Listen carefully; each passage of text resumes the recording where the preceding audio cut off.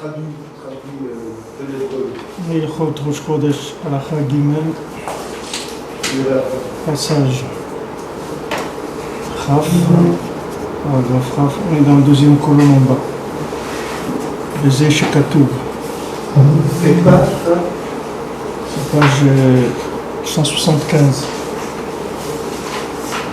On va écouter à la côte, les Gizan. Bezeh Shekatuv, Elemo de Hashem. Asher tikru otanu litrai kodesh. Sheshet yamim te'ase melacha, ben la shvi Shabbat. Voilà les rendez-vous avec Hashem que vous allez appeler des appels de sainteté. Pendant 6 jours, le travail se fera et le 7e jour, ce sera Shabbat.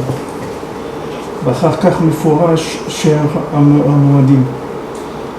Après, la Torah, elle donne les autres fêtes.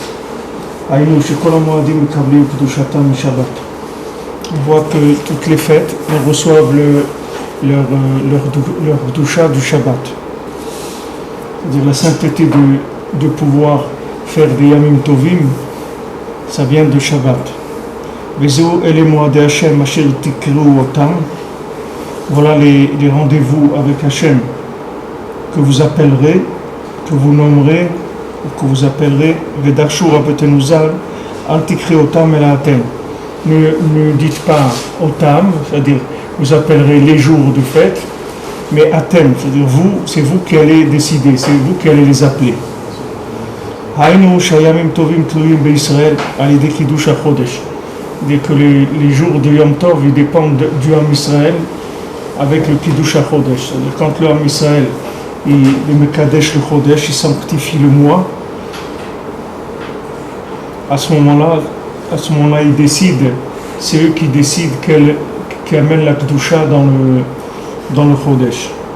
Les Uprinat Mikra et Kodesh, Shetzerich Likrot et Kodesh. Pourquoi on appelle Mikra Kodesh? Parce que le Kodesh, il faut l'appeler. C'est-à-dire, si on veut qu'il y ait le Kodesh, que le Kodesh vienne, alors il faut l'appeler. Dainu achiyut v'adat letocham legalot hastara. C'est-à-dire, il faut amener dans ces jours-là, il faut amener de la vitalité, il faut amener du da'at et de la conscience de manière à révéler la hastara. C'est-à-dire, enlever tout ce qui cache la présence d'Hachem. Tout ça, ça se fait par les 6 jours. Maintenant, le 7e jour, c'est Shabbat. Et Shabbat, c'est grâce à Shabbat qu'on va pouvoir appeler la Kedusha à l'intérieur de ces jours de la semaine. Alors, Mina Shamayim aussi, dans le Likutei Halachot, où on est dans les Chot Nezikin, Halacha Gimel, sur la Torah 35, aussi on était dans ce sujet-là ce matin. On a parlé aussi de Yamim Tovim et de Shabbat, que toute la Kedusha de Yamim Tovim, elle provient du Shabbat. C'est-à-dire qu'il faut toujours qu'il y ait un point qui soit de l'infini, c'est-à-dire de l'absolu. À partir de ce point-là, on commence. C'est-à-dire c'est ce point-là qui va grandir et qui va faire après qu'il y avoir la présence de la Kedusha. C'est-à-dire quand on a fait le Maaser ou le Bechor à Siri Kodesh ou le Bechor, le premier-né qui est Kadosh, tout ça sont des principes de sanctification qui viennent par un élément qui est absolu. C'est-à-dire on prend un élément, on le sort de la norme, on le sort du relatif. Hachem il dit voilà, moi le 10e c'est à moi. Le 10e c'est à moi, c'est pas à toi. C'est-à-dire que quand tu gagnes ta vie, le Maaser il est à moi. C'est-à-dire j'ai décidé, c'est comme ça. Et maintenant, une fois qu'on a sorti ça, que cette partie-là, on l'a rendue shabbatique, c'est-à-dire on l'a rendue kadosh, c'est la différence qu'on avait parlé la semaine dernière entre kadosh et tahor, c'est-à-dire une fois qu'on a séparé le kadosh, alors le reste il devient tahor, c'est-à-dire on peut parler de tahor. C'est pour ça aussi, c'est le Zohar, il explique tout le lien, pourquoi Aaron HaKohen il ne pouvait pas être dans le lien de la paradouma. C'est-à-dire que le Kohen ne peut pas être présent dans le lien de Paradouma. Parce que le Paradouma, c'est que les Lévi'im qui peuvent s'occuper de la Paradouma. ou bien n'importe qui il est cachère pour la shrita de la paradouma, même à Israël il est cachère, il est à sec de faire le sacrifice de la vache rousse, parce que la vache rousse c'est le principe des dinim, c'est-à-dire les rouges c'est le din, c'est cher aux côtés des lévi'im, donc elle peut rendre pur ou impur. Mais à ce moment-là, quand on s'occupe de la vache rousse, il ne faut pas qu'il y ait présence du Kohen. Parce que le Kohen, lui, il représente le Kadosh. Il n'a rien à voir avec ça. C'est-à-dire qu'il ne s'occupe pas de la purification du Kohen. Le Kohen, il s'occupe de la présence de l'absolu, c'est tout. Le Kohen, c'est comme Shabbat. C'est-à-dire qu'il ne s'occupe pas de ça. Il ne s'occupe pas du processus de purification. Le Kohen, il s'occupe d'amener la partie infinie. Alors on a vu aussi, ce matin, on a vu dans la paracha, je l'ai dit ce matin, mais je le répète maintenant par rapport à cette Nekuda-là, c'est que quand ils sont rentrés en Eretz Israël, à un moment, quand ils sont passés entre des montagnes, alors les ennemis les attendaient, ils étaient cachés dans des grottes dans les montagnes, et Hachem il a collé les montagnes, et il a tué tous les ennemis, et après les montagnes sont revenues à leur place. Et ça s'est fait sans que les Bnei Israël le sachent. Ça s'est fait qu'avant qu'ils arrivent. Eux, ils les attendaient cachés dans des grottes, dans des montagnes, et de l'autre côté, dans l'autre montagne, il y avait comme des balcons qui dépassaient. Alors Hachem, il a fait rapprocher les deux, donc les balcons ils sont rentrés dans les grottes, et ils ont tué tous les gens. Ensuite, les montagnes sont revenues à leur place. Et eux, ils ont su qu'il s'était passé quelque chose parce que dans la rivière qu'il y avait en bas, c'était plein de cadavres et de membres de gens, etc. Donc ils ont dit une shira sur le Bér, une shira sur le puits. Mais dans cette shira, dans ce chant-là, il n'y a pas Moshe, c'est pas écrit Moshe. Pourquoi? Parce que Moshe, il explique Rashi, il a été nilqué par le Bér, c'est-à-dire lui, il a été frappé par l'eau, par le rocher. Du fait qu'il a frappé le rocher, il n'a pas parlé au rocher, donc il n'a pas pu rentrer en Eretz Israël, il n'a pas pu être mitgalé en tant que Mashiach, donc il n'est pas présent. Maintenant Rachid explique, il dit si Moshe n'est pas présent, alors Hachem il n'est pas présent. C'est-à-dire il n'y a pas le nom d'Hachem. Alors Rachid amène un exemple, il dit Machal le Meler, il dit il y a un roi qui a été invité à un repas, à un banquet, on a invité le roi. Alors le roi il a dit voilà, moi j'ai mon bien-aimé qui est avec moi, mon ami, si vous l'invitez, je viens, si vous l'invitez pas, je viens pas. C'est-à-dire que Rachid dit, si le tzaddik il est là, Hachem il est là, si le tzaddik il n'est pas là, Hachem il n'est pas là. C'est-à-dire Hachem il vient que si le tzaddik il vient. C'est-à-dire que autant le tzaddik par rapport au Ham Israël, il représente la Nekudat Shabbat, c'est-à-dire qu'il représente c'est ce que tu avais demandé la semaine dernière, c'est-à-dire que maintenant on est Mekadesh avec Shabbat et pas avec le Beddin. Mais le Beddin c'est la Nekudat Shabbat, puisque leur parole elle est absolue pour nous. Même si maintenant le Beddin il a dit Mekudash et Bedi Avad il s'est trompé, c'est Mekudash quand même, c'est-à-dire le Beddin ne revient pas sur sa décision. Pourquoi? Parce que ces décisions elle a la force de loi. Même si dans le relatif, le Beddin il s'est trompé, il ne s'est pas trompé. C'est-à-dire, il ne peut pas se tromper, le Beddin. Le Beddin, il fait sa ishtadlut normal, il vient, il écoute les Edim et tout. Lo Yitsuya, qu'il arrive que le Beddin, il a dit c'était Rosh Chodesh. Et après, ils sont venus des Edim, ils ont été posés les premiers, etc. Ça y est, ils ont dit Mekudash, c'est réglé. Ça veut dire qu'eux, ils ont le pouvoir de rendre absolu le relatif. Donc, c'est la même chose que Shabbat, c'est le même principe que Shabbat. Je t'ai dit, mais je t'ai pas dit comme ça. Je t'ai dit que le tzaddik c'est pris notre Shabbat. Mais le Beddin, ils ont un kohar shabbatique.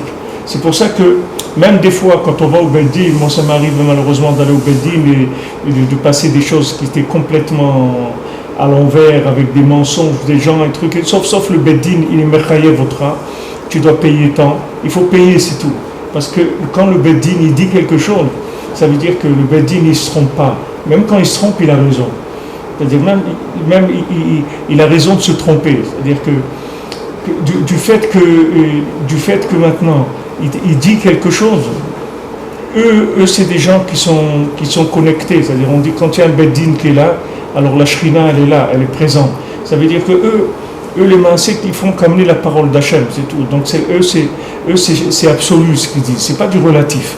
Maintenant, ça passe par un jugement relatif avec il y a un qui dit voilà, et c'est vrai, je l'ai prêté, il m'a rendu, il m'a pas rendu, ça, etc. Tout ça, c'est le côté relatif des choses, d'accord? Mais quand le Beth Din tranche, c'est absolu, c'est tout. Il ne revient pas dessus. On ne revient pas dessus.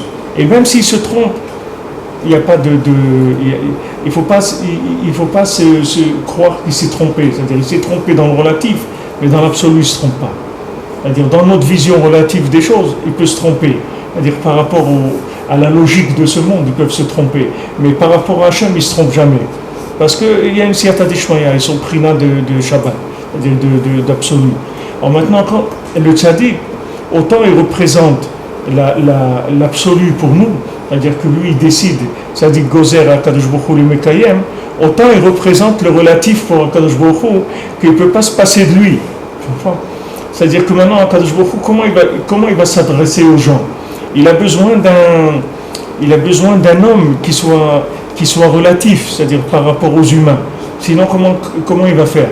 C'est-à-dire, Hachem, s'il s'adresse aux humains directement, c'est terminé. C'est-à-dire que ça y est, on est perdu. C'est-à-dire que si Moshe Rabbeinu ne casse pas l'étape de la loi, on est perdu. Il ne casse pas les louchot, c'est fini. Donc Moshe Rabbeinu, il voit que ça ne va pas, il casse les louchot.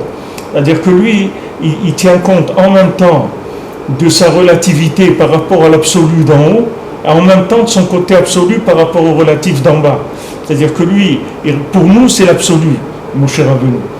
Et pour Hachem, c'est le relatif, c'est-à-dire c'est lui qui peut le relativiser dans ce monde. Sinon, Hachem ne peut pas se relativiser. Hachem, il est absolu. S'il vient, ça y est, il ne reste plus rien. Il a besoin d'un homme qui soit Isha Elohim, un homme divin. C'est-à-dire qu'il soit un homme, mais en même temps qu'il soit divin. Ou qu'il soit divin en même temps qu'il soit un homme.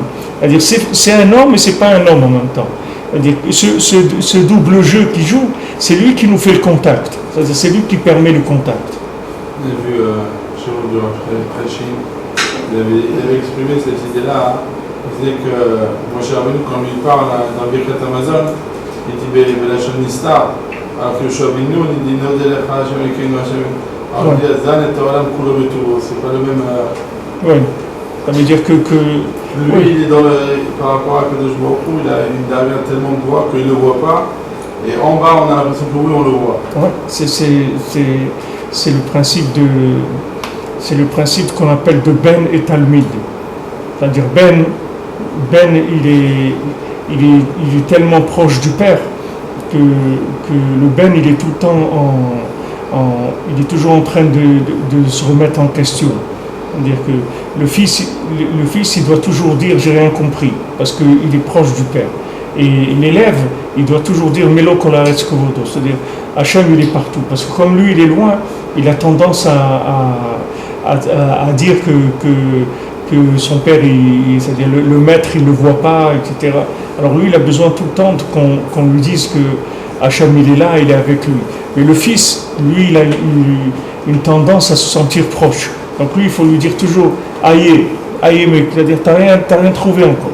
C'est-à-dire t'as pas commencé encore. Quand quelqu'un se sent proche, alors il doit dire aïe. Quand quelqu'un se sent loin, il doit dire mélo. Parce que l'élève, lui, si tu veux, il a tendance à se sentir loin. Alors il faut le rapprocher tout le temps. Et l'élève, il a la possibilité de traduire donc les paroles du Rav en quelque chose de compréhensible, de clair. C'est-à-dire qu'on dit qu'un élève il comprend que la Chokhmah de son Rav que 40 ans après. C'est-à-dire il va comprendre 40 ans après ce que son Rav il a dit. Parce que quand la personne, après 40 ans, Ben Arbaïm la Bina, c'est-à-dire quand 40 ans, alors il commence à être mévin ce que le Rav il a dit. La Bina, ça veut dire qu'il a rentré la Chokhmah du Rav dans la Mitziout, c'est-à-dire dans l'Amazé. Il a commencé à faire un lien entre la réalité et ce que le Rav lui a dit. Mais il y a des choses que le Rav te dit et tu ne comprends pas. C'est-à-dire, moi il y a des choses que Rav Chaikin Shalom m'a dit et maintenant que ça fait presque 40 ans, je réalise, je dis mais il m'a dit ça. Comment je ne me suis pas rendu compte qu'il m'a dit ça?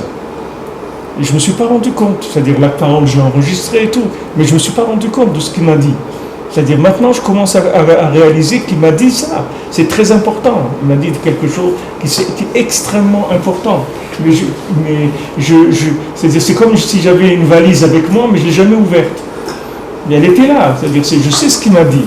Les mots, je sais, mais je n'ai jamais pris conscience de ce que ça voulait dire. Il m'a fallu presque 40 ans maintenant pour commencer à entrevoir qu'il m'a dit ça. Et ça change beaucoup de choses, c'est-à-dire dans la vie de quelqu'un. Alors, comment il est marié, lui le médiateur, comment il est. Lui, il te fait, si tu veux, lui, il te fait la cuisson accélérée. C'est-à-dire, lui, il te donne ce qu'il lui dit, place-les devant eux comme un Shulchan Aruch. C'est-à-dire, Shertasim Elem Mishpatim, Shertasim Lifnehem, ces drames lui fait que Shulchan Aruch. C'est-à-dire, prépare-les à eux, que ça soit prêt à être mangé déjà. C'est-à-dire, lui, toute la avoda du tzaddik, c'est qu'il descend le maximum qu'il peut pour essayer d'être le plus proche. Afal Piken, autant qu'il puisse descendre, il n'y a que l'élève qui peut transmettre, vraiment. Parce que le tzaddik, jamais il descendra au-delà il a une position d'absolu qui ne va jamais changer. C'est-à-dire, lui-même, il ne va pas devenir un élève. C'est-à-dire que lui-même c'est un chaliar d'Hachem, c'est pas un élève. Il n'a pas une position lunaire. Il ne peut pas avoir une position lunaire dans le monde. Parce que s'il a une position lunaire, c'est terminé. Il y a plus le Olam, il n'a plus de tikkun. Il ne peut pas avoir un tikkun. Il faut qu'il ait une position solaire, le tzaddik, tout le temps. Mais il descend au maximum. Il descend au maximum qu'il peut. Et le Ikar, c'est pour transmettre à son élève, ses élèves les plus proches. Après, la chose déjà, elle commence à être banalisée, vulgarisée, disons, elle sort. Alors ce principe-là, c'est ce qu'on voit ici. C'est-à-dire que toute la possibilité qu'on a d'être Mekadesh, le Zman, c'est-à-dire ce matin on a vu la bracha de Mekadesh Azmanim, c'est-à-dire que Baruch Hashem Kadesh Tazmanim dans Yom Tov, on dit que Hashem il est Mekadesh les moments, c'est-à-dire le temps. Comment il est Mekadesh le temps? Par ça, c'est-à-dire le fait que Hashem il a rentré dans le monde un principe absolu, c'est-à-dire qui est comme une base, qui est comme un souvenir de l'infini. C'est-à-dire on a le mérite que dans ce monde-là, on peut vivre des moments qui sont infinis, qui sont Shabbat, qui est l'infini. Alors ce moment-là, quand on goûte à l'infini, c'est lui qui donne la possibilité ensuite de vivre d'abord les jours où il y a une Kedusha, Yetera, c'est-à-dire que comme Rosh Chodesh ou Yom Tov ou Chol HaMoed, ce sont des jours qui ont une influence encore de Shabbat, c'est-à-dire dans laquelle il y a une petite présence shabbatique par rapport aux autres jours. Et donc tout le travail il va résider là-dedans. C'est-à-dire plus je vais faire une présence de Shabbat dans le jour, et plus ce jour-là il va se sanctifier. C'est-à-dire qu'est-ce qui va se sanctifier? Je vais pouvoir voir le Tov qu'il y a dans ce jour-là. Ça va devenir un Yom Tov, c'est-à-dire un jour où il y a du bien. Dans tous les jours il y a du bien, mais il faut le voir. Pour le voir, il faut que tu prennes un échantillon d'absolu. Cet échantillon d'absolu, tu le rentres dans le relatif, et lui il va te renseigner sur l'absolu qui se trouve dans l'endroit. C'est-à-dire, il va te révéler l'absolu qui se trouve dans le relatif. Parce que nous-mêmes, en tant que gens qui sont complètement relativisés par rapport à ce monde, puisqu'on est dans un corps qui est relatif entièrement, parce que c'est de la matière.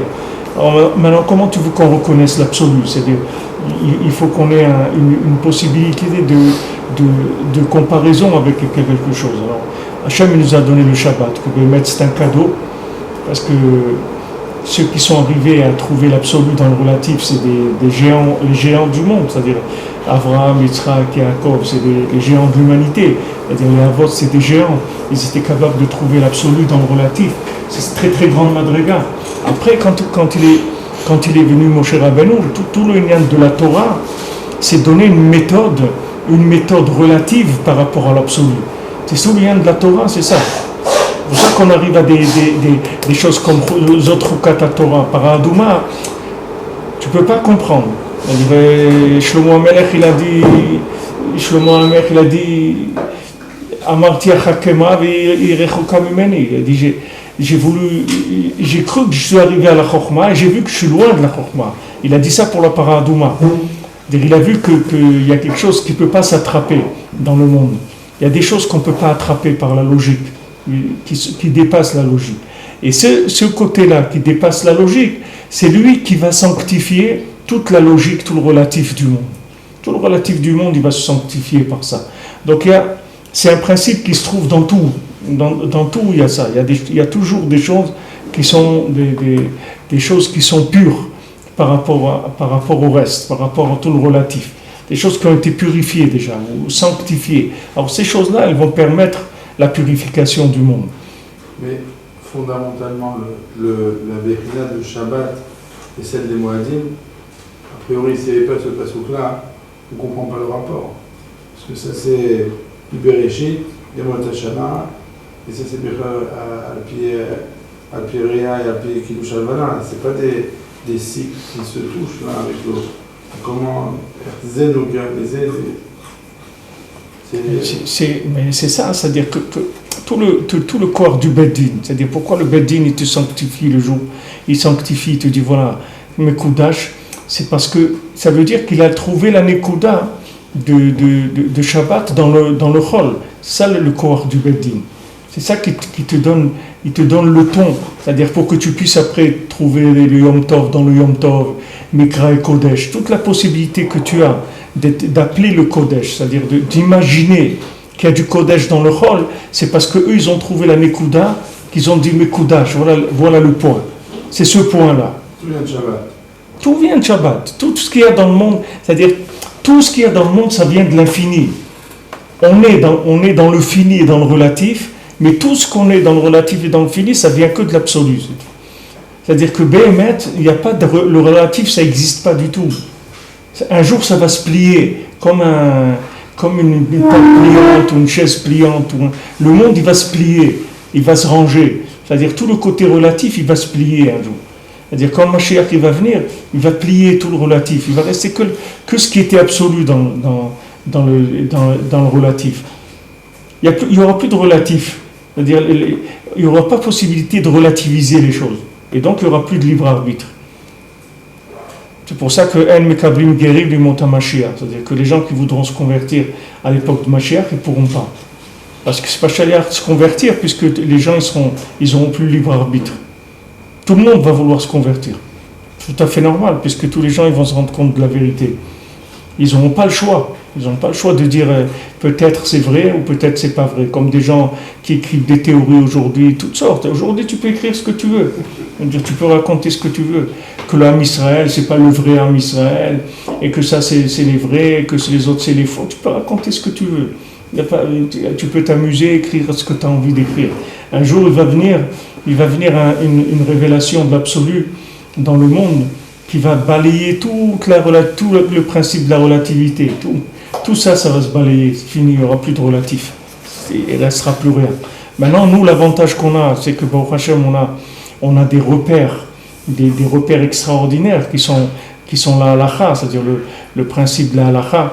Le principe de la halakha, c'est la possibilité de rendre absolue la relativité de ce monde. C'est ça l'union de Alicha, c'est-à-dire comment l'Alicha Bakodesh, c'est-à-dire comment la personne elle va dans la sainteté dans ce monde, c'est-à-dire comment elle peut circuler dans la sainteté dans ce monde. On lui donne un chemin, c'est des chemins de rendre absolu le relatif. Et ça, ce sont des règles de vie que Hachem nous a fait un chesed Elion, un chesed Gadol, qui nous a donné des chemins d'absolu dans le relatif.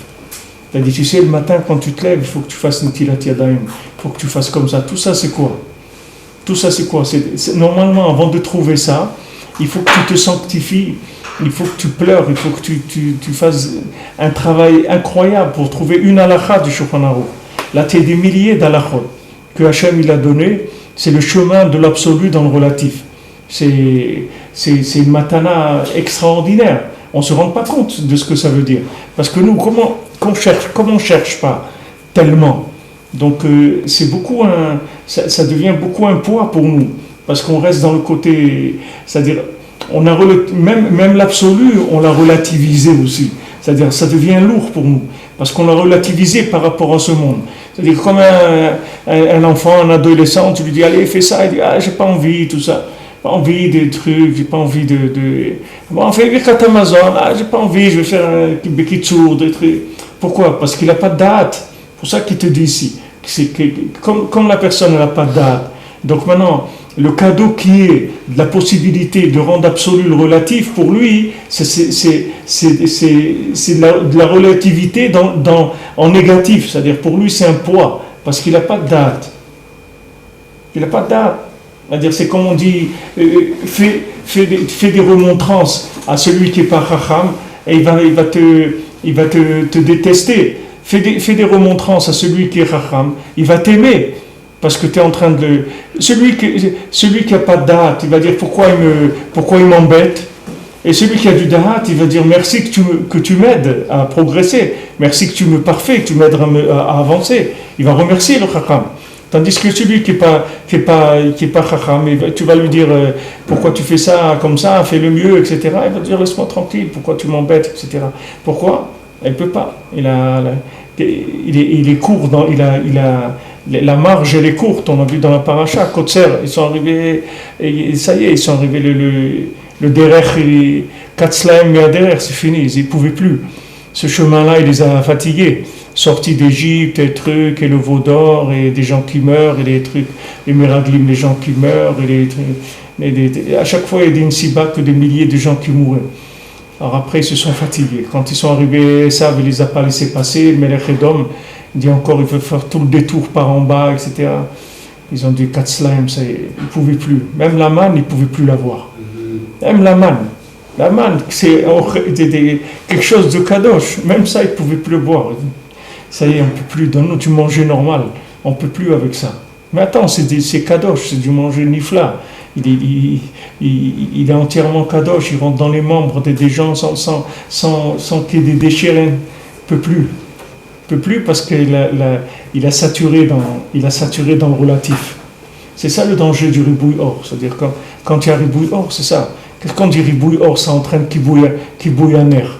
Pourquoi ribouille or ça entraîne qui bouille un air? Normalement, ribouille or, trop de lumière, ça doit entraîner des feux d'artifice. C'est le 14 juillet normalement, trop de lumière, ça doit faire nifla. C'est-à-dire ça doit être une torche, un truc, nifla.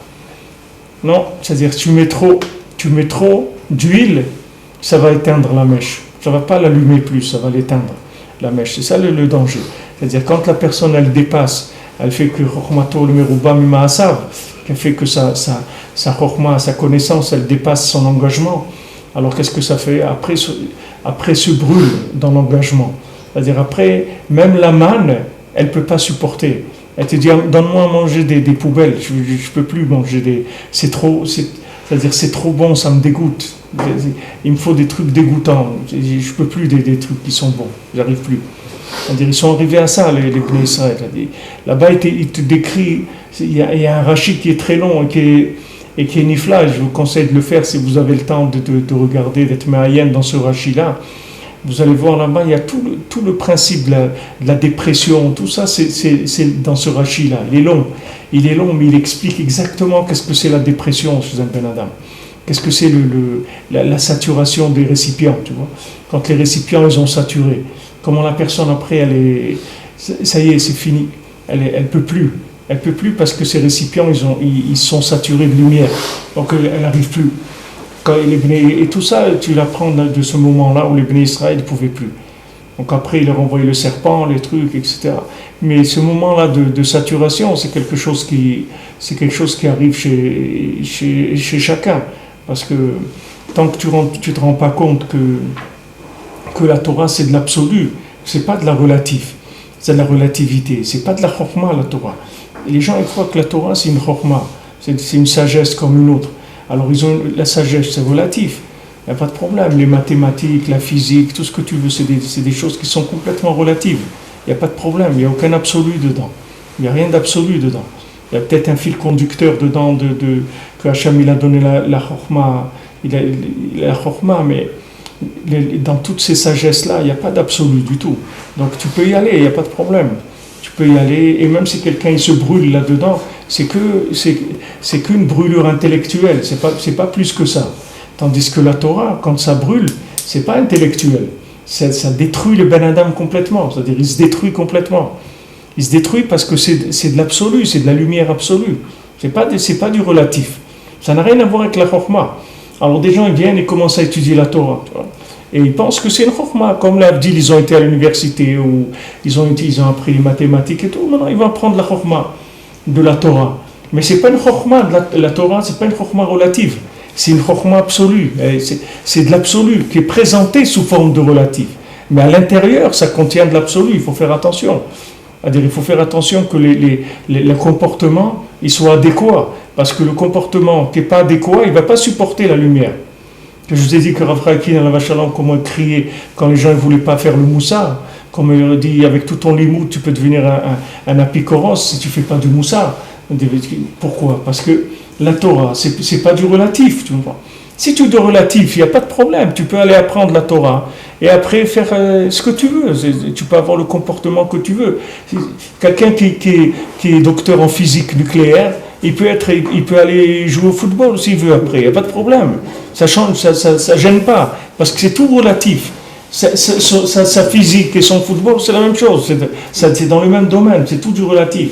Mais quelqu'un qui est dans le Chokhmat Torah, il ne peut pas après aller dans le négatif qu'il y a dans le relatif, il ne peut pas, parce que ça va le brûler complètement, il ne peut pas. Ces récipients ils vont exploser, c'est extrêmement dangereux.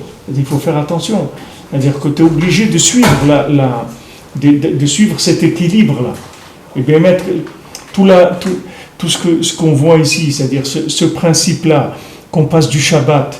Après, le Shabbat, il se contracte dans le point de Rosh Chodesh, c'est-à-dire dans le point de Kiddush HaLevana. Et que le Kiddush HaLevana, après, il donne le jour de Rosh Chodesh, il donne le jour de Yom Tov, il donne le jour de Chol HaMoed. Tout ça, c'est des contractions des contractions de l'infini. C'est-à-dire, on contracte l'infini. On commence avec Shabbat, et après le Shabbat, il donne la lumière dans le point du Rosh Chodesh, dans le point du Molad du Rosh Chodesh. Le point du Molad du Rosh Chodesh, il va donner la lumière dans le jour de Rosh Chodesh, et le jour de Rosh Chodesh, il va régler les Yamim Tovim.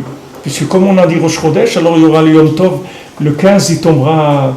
Et c'est pour ça que ça tombe le 15, Pessah et Sukkot, ça tombe le 15, parce que ça tombe en pleine lune. C'est-à-dire que pour montrer que c'est un guélouille, c'est-à-dire c'est un moment où le relatif qui est la lune, qui est le côté féminin, il est en pleine expansion. C'est-à-dire qu'on est arrivé à voir mamash le Tov qu'il y a dans le jour. Ça c'est le 15 du mois. C'est là où il tombe le Yom Tov. Mais l'expression de l'absolu dans le relatif, a priori, tout devrait être pareil. Non, pas du tout. Mais pourquoi il change? Parce que c'est ça,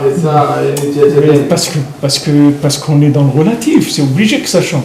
Si ça ne changeait pas, on serait tous morts. Il y aurait des morts et des vivants, c'est tout. Non, c'est-à-dire que les vivants, ça serait des absolus. Pas dans l'application de la chose. Mais c'est à une noire tout ça. Tout ça, c'est une Berinat Shabbat. En fin de compte, ça remonte à Shabbat. Non, Yom Tov, c'est pas le Berinat Shabbat.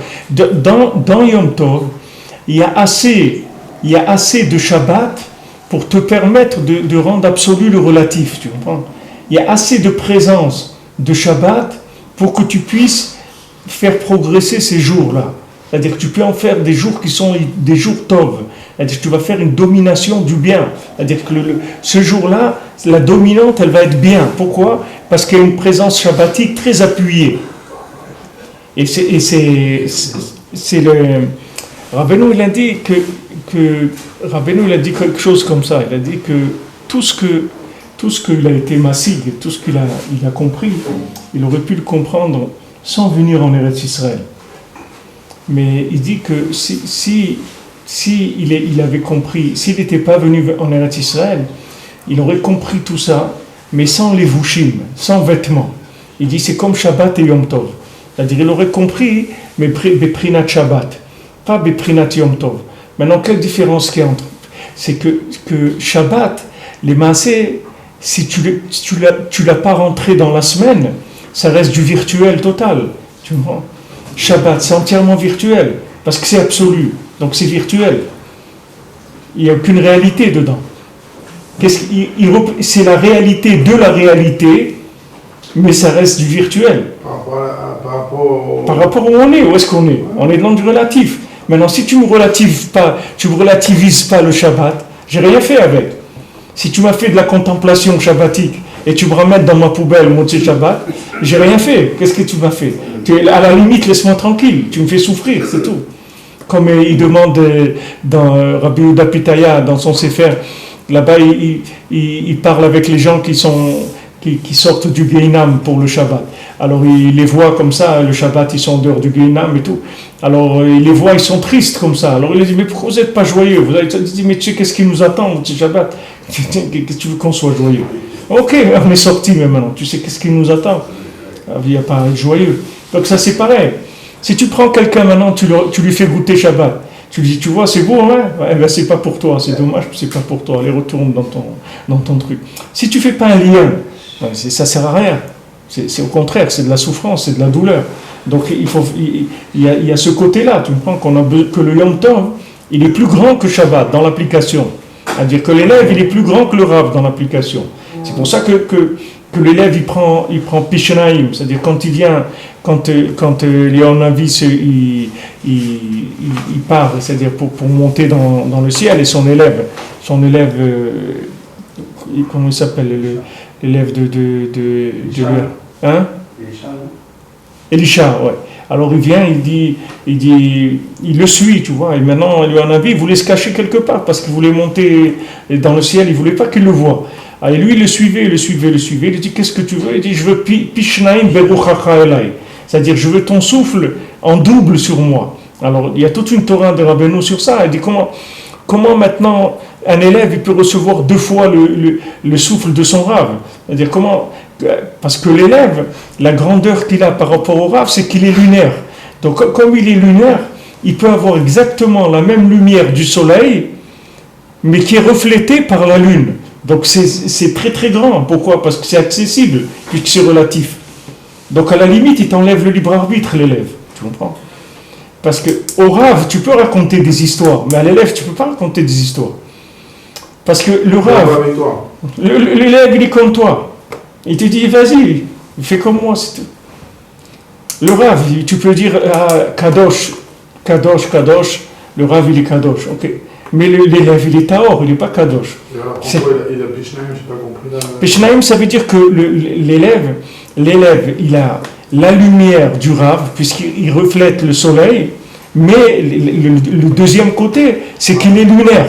C'est-à-dire que cette lumière-là, elle est absolue en intensité. C'est-à-dire si tu mesures la lumière du soleil et la lumière de la lune quand elle est en face du soleil mamash, alors c'est la même intensité. Mais la différence, c'est que c'est une projection du soleil. Ça veut dire que c'est le relatif qui s'est élevé au niveau de l'absolu. C'est Zahar et Nekeva en même temps. Oui, c'est-à-dire que c'est Nekeva qui était mis à père en étant comme un Zahar, c'est-à-dire dans la lumière. C'est-à-dire que c'est Bayom Aoui Hashem Echad Ushmo Echad. C'est-à-dire que ce jour-là, son nom, et lui et son nom, ça sera une seule chose. Maintenant, son nom, le nom, il est féminin. Et le Hachem, c'est masculin. Il viendra un jour où les deux ils seront pareils. C'est-à-dire que ça sera égalité. Il n'y aura pas de différence entre les deux. Et le Zohar, il dit ça dans la paracha, pas maintenant, mais dans paracha Bamidbar. Le Zohar, il dit qu'il y a deux niveaux de zivouk, c'est-à-dire dans la femme. C'est-à-dire un homme, il peut avoir une femme. Il peut avoir une femme qui est tov vera, c'est-à-dire il peut avoir une femme qu'il faut l'aider à se débarrasser de certaines choses négatives qu'elle a. C'est-à-dire il faut l'aider l'homme, il doit l'aider à se débarrasser de ça. Et un homme, il peut avoir une femme qui est entièrement tov, c'est-à-dire qui est entièrement purifiée.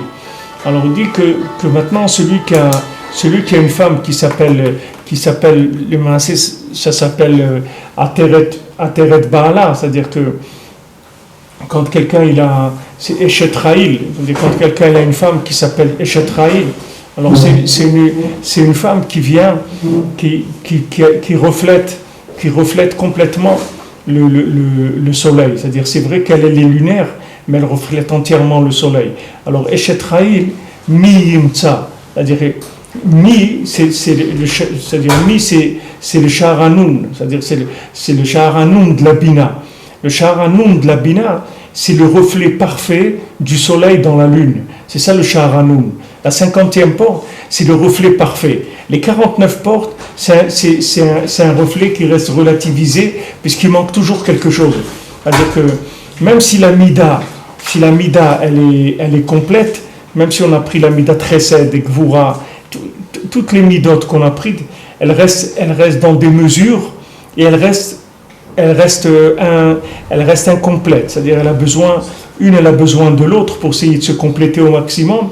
Mais même quand tu prends les 49 qui sont 7 x 7, tu restes quand même, il te manque quand même le côté parfait, le côté absolu.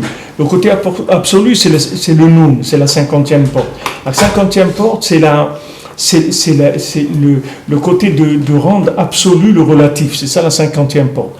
Quelqu'un qui a une femme qui est Eshet Ra'il, c'est-à-dire qui a une femme qui est une femme, comme on dit, la femme virtueuse, c'est-à-dire cette femme-là qui a la couronne de son mari. Alors cette femme, c'est Mi Imtsa, c'est-à-dire il la trouve dans Mi c'est Gematria Nun, c'est-à-dire c'est dans la 50e porte. Mi Imtsa, c'est-à-dire celui qui arrive dans le Sha'aranoun, il va trouver cette femme-là du Sha'aranoun, et il dit cette femme-là, il faut la respecter énormément, parce que tu peux pas du tout, tu peux pas jouer avec elle du tout, parce que c'est une femme, elle est entièrement, si tu veux, le reflet du Ratson Hashem. Donc il faut faire très attention parce que c'est un niveau de rigueur très très élevé. C'est-à-dire elle peut amener une rigueur très très élevée. Parce que comme c'est l'accomplissement, si tu veux, l'accomplissement de la tâche qui est demandée à tout le monde dans ce monde, c'est-à-dire tout le monde, qu'est-ce qu'on lui demande? On lui demande d'être Metaken Malchut. C'est-à-dire c'est ça qu'on est venu dans le monde pour réparer la royauté d'Hachem. C'est-à-dire on dit à chacun de réparer le pouvoir d'Hachem. Réparer le pouvoir d'Hachem, c'est que le principe lunaire, il s'annule complètement et ils deviennent que représentants du soleil, c'est tout. Qu'il n'y ait plus rien d'autre, qu'il n'y ait plus d'ombre dans la lune. L'ombre, ça représente toutes les clipotes de ce monde. C'est-à-dire que la lune, elle soit pleine, que ce soit pleine lune, que ce soit le 15, qu'elle reflète le soleil, mais quelle est l'intensité aussi du soleil. Parce qu'aujourd'hui, le 15, la lune, elle brille, mais elle a une toute petite part de la lumière du soleil. Alors maintenant, une femme qui est au niveau de Eshet Ra'il, c'est-à-dire qui est la couronne de son mari, il faut la respecter énormément. Il faut faire très très attention parce que c'est ça peut être une source Hachem Ishmor de Onesh pour le mari. C'est-à-dire ça peut être une source de punition pour le mari. Parce que c'est la relativité qui est devenue parfaite, donc c'est une grande source de rigueur. C'est comme Yitzhak Avinu. Yitzhak Avinu, on était obligé de lui faire la Akedat Yitzhak. On est obligé de l'attacher, de faire comme s'il allait être tué. Parce qu'il était tellement parfait que c'était une accusation pour toute l'humanité. C'est-à-dire il n'y aurait plus personne qui aurait pu vivre après Yitzhak. Parce que l'application, elle était trop parfaite. Donc elle était tellement parfaite que ça laissait plus de place dans le relatif. C'est-à-dire il n'y avait plus personne qui pouvait dire je peux pas. C'est-à-dire c'est la clipa de Korach. C'est ce que Korach il a dit. Il a dit qu'est-ce qu'il y a? Pourquoi tu les prends pour des gens qui ne peuvent pas? Ils peuvent tous, c'est tous des tzadikim. Ils ont été à Matan Torah, c'est des tzadikim. Allez, il faut qu'ils arrivent à la perfection, c'est tout. Il n'y a pas qu'ils travaillent et qu'ils arrivent à la perfection. Donc ça, c'est une source, ça peut devenir une source de dinim. Le Zohar, il dit ça je pense qu'il est dans Bamidbar. Que maintenant, il y a des femmes qui se trouvent encore dans une achiza des clipotes. Alors le mari, il a besoin de s'occuper d'elle, c'est-à-dire de l'aider à se débarrasser de certaines choses qui la dérangent. Dans le relatif, elle a été un petit peu détournée. Mais il y a des femmes, il n'y a plus d'achizat klipot dans le relatif. C'est autre chose complètement. Ça s'appelle Eshet Ra'il. Eshet Ra'il, et là, l'homme, il doit faire très attention. C'est un zivou qu'il faut faire attention parce que à ce niveau-là, il y a des kitrougim après, il y a des accusations sur le mari. Le mari il doit faire très très attention puisqu'il a un kéli qui est parfait. Alors ce kéli qui est parfait, il peut y aller les yeux fermés, c'est-à-dire qu'il a un représentant, si tu veux, de l'absolu, en relatif mais parfait. Donc il peut aller les yeux fermés, il est tranquille, il n'a pas de souci à se faire. Tant que maintenant la femme elle est mitigée dans le côté relatif, c'est-à-dire que le relatif il est un peu dans la Gdusha et un peu encore de l'autre côté, alors là il y a un travail à faire. Mais il y a des femmes qui sont sorties complètement de ça. Et ça s'appelle Eshet Chayil, c'est une grande madriga, très très grande madriga. Alors on revient à notre texte, Vezeh shekorim berosh chodesh ou biyom ha-shabbat. C'est pour ça que Rosh Chodesh Pitom, on lit Biyom HaShabbat dans la paracha qu'on lit Rosh Chodesh. Pourquoi on fait rentrer Yom HaShabbat? Qu'est-ce que ça veut dire Yom HaShabbat? Qu'il y a des Shabbats, c'est Kedushat Rosh Chodesh. Donc c'est le Shabbat qui donne la sainteté au Rosh Chodesh. Sheuprinat Galut Hastara, que c'est révéler la Hastara. Qu'est-ce que c'est la Hastara? C'est le côté caché de la lune. Le côté caché de la lune où tu peux l'interpréter comme tu veux. C'est-à-dire le côté caché de la lune, ça veut dire le côté de la matière, c'est-à-dire tout ce qui est dans la matière que tu peux interpréter comme tu veux, parce que la matière elle va pas te dire elle-même à quoi elle sert, tu comprends? La matière elle va pas te dire non, tu sais, moi j'ai été créé pour la volonté d'Hachem, il faut pas que tu m'utilises pour quelque chose qui n'est pas la volonté d'Hachem. La matière elle va pas te dire ça. Parce qu'il y a la stara, c'est-à-dire la matière elle est lunaire et elle ne va pas révéler, elle va pas te dire voilà moi pourquoi tu m'utilises pour faire des choses pas bien, il faut pas, tu as le libre arbitre. Alors maintenant on veut être mégalé la stara, on veut que la matière elle découvre ce qu'elle contient comme présence divine. Alors comment on fait ça? Grâce à Rosh Chodesh. Le Rosh Chodesh il va être mekadesh tout le Chodesh, c'est-à-dire tout le mois il va se sanctifier pour être mégalé la stara. Pour dire non, tu sais, quand tu vois la lune qui est pratiquement éteinte, c'est pas vrai. Cherche là-bas, il y a un point, tu vas voir, que ce point-là, c'est la renaissance de la lune, et ce point-là, il ne va ne faire que grandir à partir du moment où tu vas le découvrir. Donc, le jour de Rosh Chodesh, le point du Molad, à partir de ce point du Molad, la lune, elle va faire que grandir jusqu'au 15, après elle va redescendre jusqu'à la fin du mois. Mais ce point-là, c'est lui qui sanctifie le mois. C'est lui qui amène toute la possibilité de progrès dans le mois.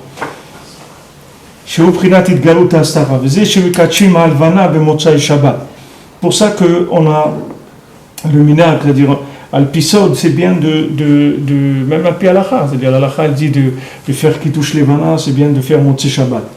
Qu'il y ait des Shabbat, puisque maintenant toute sa kedusha de la lune, elle vient de Shabbat. Alors c'est bien que jusqu'après le Shabbat, on fait tout de suite le Kiddush Levana, on fait tout de suite la sanctification de la lune. Parce que c'est Shabbat qui amène la Kedusha et le Da'at, Sheuprinat Kiddush Levana, qui est la sanctification de la lune. Alken la Geoula Tluya Bishmirat Shabbat. C'est pour ça que la Geoula, elle va dépendre de la Shmirat Shabbat. La Geoula, elle ne va pas dépendre de Rosh Chodesh ou de Yom Tov. C'est pas de ça qu'elle dépend, la Géoula. La Géoula, elle dépend de l'investissement dans l'absolu, pas dans le relatif. C'est pas dans le développement du relatif qu'elle dépend, la Géoula. La Géoula, elle dépend de l'itkashrut à l'absolu. C'est-à-dire, plus tu vas t'attacher à l'absolu, plus le relatif il va se nettoyer. Tu comprends? C'est pas dans le relatif qu'il faut tourner. C'est ce qu'il faut le plus attraper, c'est l'absolu. Bien sûr, après, il faut rentrer dans le relatif, mais le relatif lui-même, il ne peut pas se soigner lui-même. C'est-à-dire que c'est-à-dire un prisonnier, il ne peut pas sortir, lui, de la prison.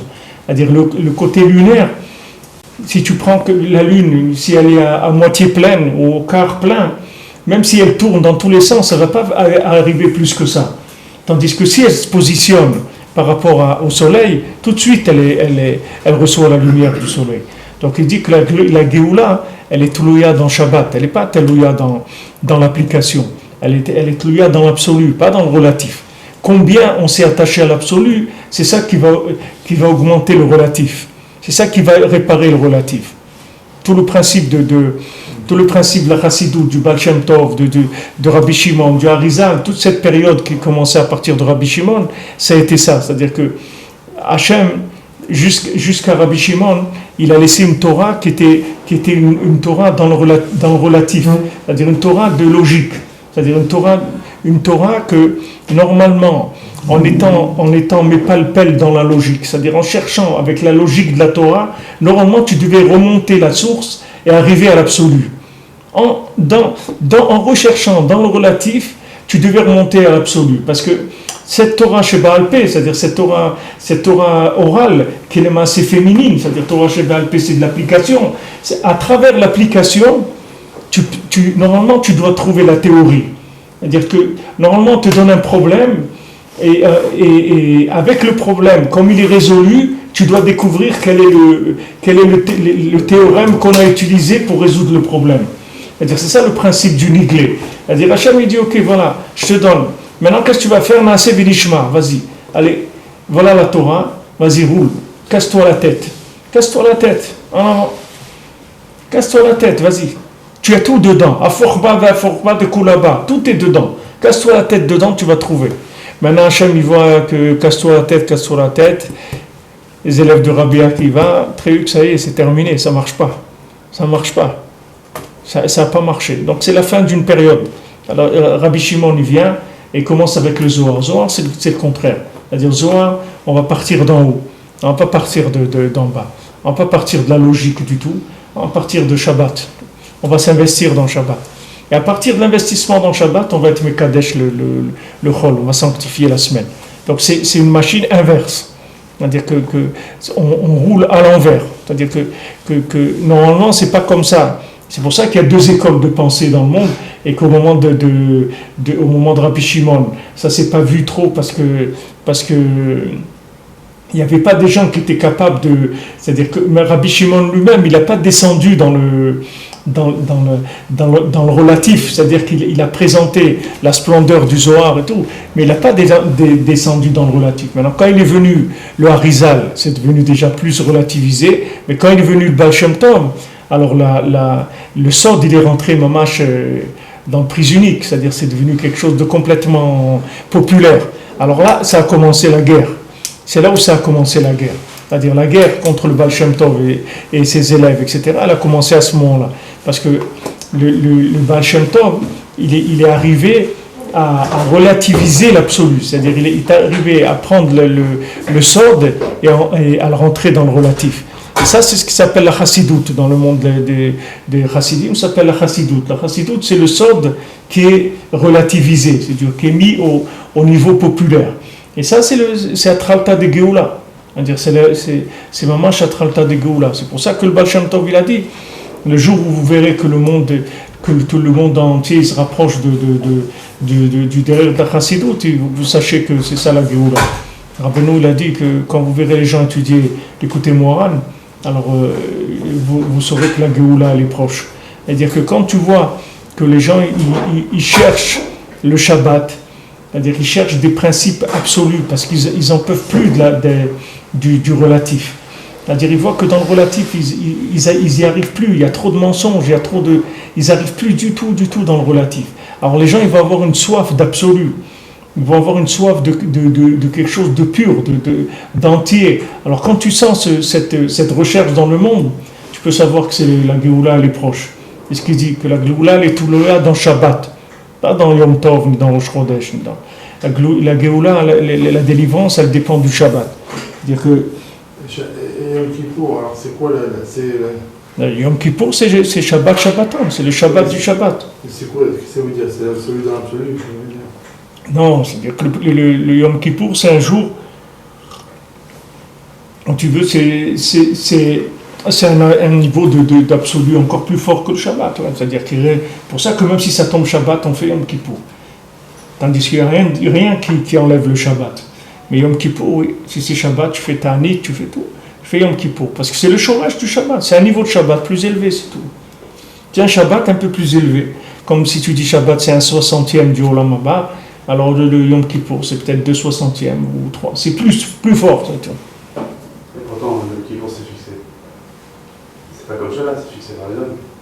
C'est fixé, ouais, par les Chachamim, ouais, par Rosh Chodesh aussi. Ouais. C'est possible que ce soit fait sur Shabbat. Moins. Mais justement, c'est-à-dire qu'au contraire, par rapport à ce qu'on a dit tout à l'heure, ça marche bien.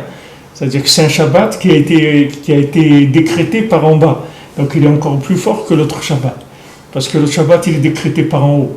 Celui-là, il est décrété par en bas. C'est le Beddin qui le fixe. Ah, il doit être moins d'un 60e, peut-être pas plus. Plus. En bas, oui, mais en haut, non. Le Icar, c'est en bas, c'est pas en haut. Le Icar, c'est combien. C'est comme on dit que le monde, il va être mieux quand on a réparé la faute d'Adam Arishon que s'il n'avait pas fauté. Comment c'est possible? Dans le relatif, ça ne marche pas du tout ce raisonnement-là. Comment tu veux que le monde il soit mieux une fois que la personne elle a fauté, le Ben Adam il a fauté, comment tu veux quelque chose de réparé qui soit mieux qu'avant qu'il soit cassé? C'est pas, même si tu répares très bien, ça ne peut pas être mieux. Tu peux arriver au maximum presque comme si ça n'avait pas été cassé. Mais mieux que si ça avait été cassé, tu ne peux pas comprendre ça. Mais avec ce qu'on a dit là, tu comprends, c'est pas difficile. C'est-à-dire que maintenant, quand la chose elle est parfaite, c'est beau, mais il n'y a pas de participation d'en bas, tu comprends? Donc qu'est-ce que c'est rien les mains, ça va retourner d'où ça vient, c'est tout. Ça n'a intéressé personne, c'est venu, c'est passé, personne qui a acheté, la chose elle est repartie, c'est tout. Mais quand maintenant... Les valides à l'aéroport. Voilà, maintenant en bas, quand maintenant la personne en bas, elle décide de faire Shabbat de par elle-même, alors ça c'est beaucoup plus que le Shabbat qui a été fixé par Hachem. C'est beaucoup plus élevé, parce que c'est un Shabbat qui vient de la recherche d'en bas. Donc c'est une sanctification du Olam Hazé, c'est-à-dire c'est une sanctification, c'est-à-dire d'arriver à sanctifier ce monde, d'arriver à sanctifier la matière. C'est beaucoup plus grand. C'est pour ça qu'un homme il est plus grand qu'un ange. Un ange il n'a pas de libre arbitre. Un ange il est kadosh. Mais un homme il est plus grand qu'un ange. Parce qu'un homme il peut arriver à un niveau plus grand qu'un ange. Un ange il a un degré, et ce degré-là s'il le dépasse, il brûle tout de suite, il ne peut pas. Mais un homme, il peut aller à tous les niveaux. S'il a la bonne méthode, il n'y a aucun niveau au monde auquel il ne peut pas arriver. Tandis qu'un ange, il est déjà programmé et il est limité dans ce qu'il peut recevoir comme divinité. Un homme, il n'est pas limité. Un homme, il est limité que par des erreurs de dosage, c'est tout. C'est-à-dire, ou il ne va pas assez vite, ou il va trop vite, c'est tout. C'est tout ce qui peut lui arriver. Donc, s'il ne va pas assez vite, il est en dessous il est mangé par le relatif, et s'il va trop vite, il est brûlé par l'absolu. Mais un homme, s'il est dans l'équilibre, il n'y a rien qui peut l'arrêter dans le monde. C'est-à-dire qu'il peut arriver à des niveaux incroyables. Parce que c'est un récipient qui peut tenir tous les niveaux de révélation d'Hachem. C'est pour ça que Rabbi Nachman, pourquoi il a donné cette nekuda de renforcement, de renforcer, etc. Parce que Rabbi Nachman lui-même, il était tellement dans la recherche qu'il n'y a aucune trouvaille dans le relatif qui pouvait le bloquer dans le relatif. C'est-à-dire que quand il trouvait quelque chose dans le relatif qui était absolu, ça lui donnait encore plus envie de chercher dans le relatif pour trouver encore plus d'absolu, encore plus d'absolu, encore plus. Il avait la méthode de l'équilibre parfait pour pouvoir progresser avec un équilibre parfait. Parce que tout, il le faisait avec la tfila. Tout, il mettait la tfila dedans, de manière à ne pas brûler les récipients. Parce que quand on dit Chokhmato Meruba Memasab, c'est-à-dire que sa Chokhma, sa connaissance, elle est plus grande que son engagement. Et Rabbi Nathan, il dit, c'est que quand quelqu'un il étudie, il ne prie pas. Mais si quelqu'un il prie sur son étude, jamais son étude elle dépassera, elle pourra le brûler. Parce que dès que tu pries sur l'étude, tu fais descendre tout de suite l'étude dans ce monde. Même si dans l'engagement personnel, tu n'es pas arrivé encore au niveau de l'étude, mais le fait que tu as exprimé le vouloir d'arriver à ce niveau de ce que tu as étudié, ça s'appelle avoir fait descendre déjà la chose dans la pratique. C'est-à-dire c'est devenu ton programme déjà, puisque tu as demandé à Hachem de t'aider à appliquer cette chose-là. Donc cette chokhma, elle est descendue déjà en bas, tu risques pas de te brûler. Mais Rabbi Nachman, c'était ça, c'est-à-dire que lui il te dit, voilà, moi je te donne une méthode qu'il n'y a rien au monde qui va t'arrêter. Et maintenant, tu sais combien de livres qui sortent, dans le monde, combien de choses qui sortent sur l'exploitation de ce principe-là. C'est-à-dire tout tout le coach qu'il y a dans le monde, aux États-Unis et tout, ça sort beaucoup ces choses-là. C'est-à-dire, c'est des méthodes qui te disent comment réussir dans la vie. Et les méthodes, quand ils te disent comment réussir, c'est ça, c'est la méthode. C'est-à-dire, ils disent que d'abord, pour que tu puisses réussir, il faut que tu saches que tu es capable de réussir. Première chose, tant que tu n'es pas sûr de ça, tu ne peux pas réussir. Donc, ils te donnent des méthodes, comment te travailler, si tu veux, pour être sûr que tu es capable de réussir. Une fois que tu es sûr que tu es capable de réussir, alors tu vas mettre la réussite devant toi et tu vas tout le temps regarder ça. Tu vas par exemple faire un panneau chez toi à la maison, tu l'accroches et tu le regardes minimum 10 fois, 20 fois par jour.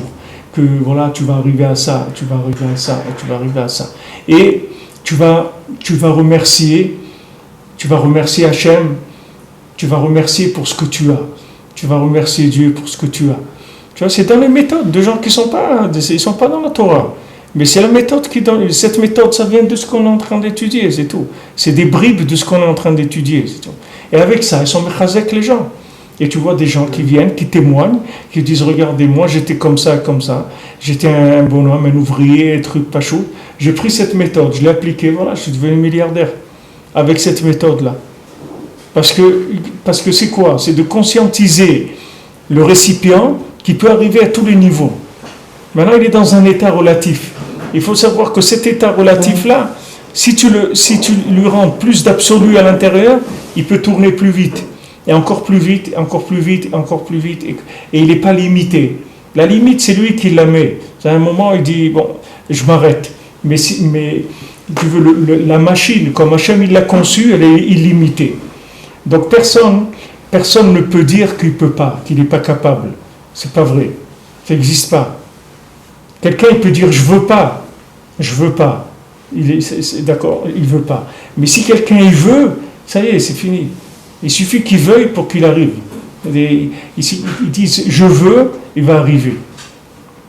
Je veux, c'est tout. Il demande à Hachem toute la journée je veux. Hachem, je veux, tu vas voir qu'il va arriver.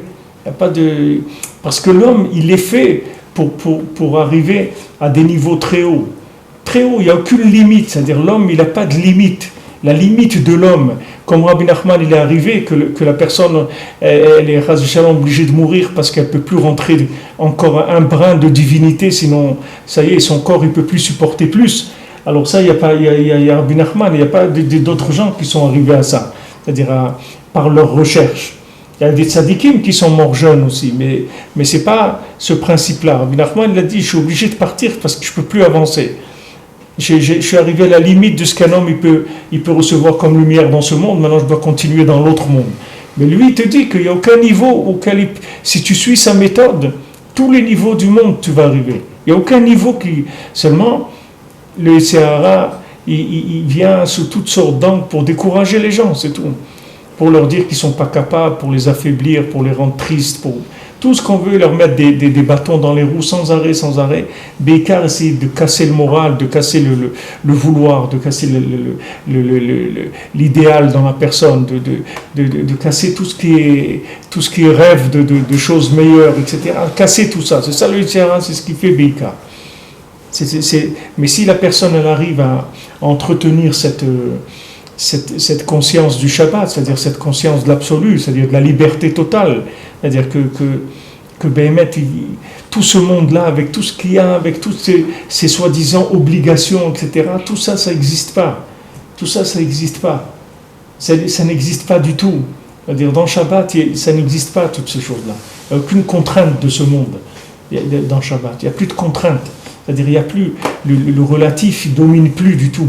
C'est fini. Il est complètement aplati.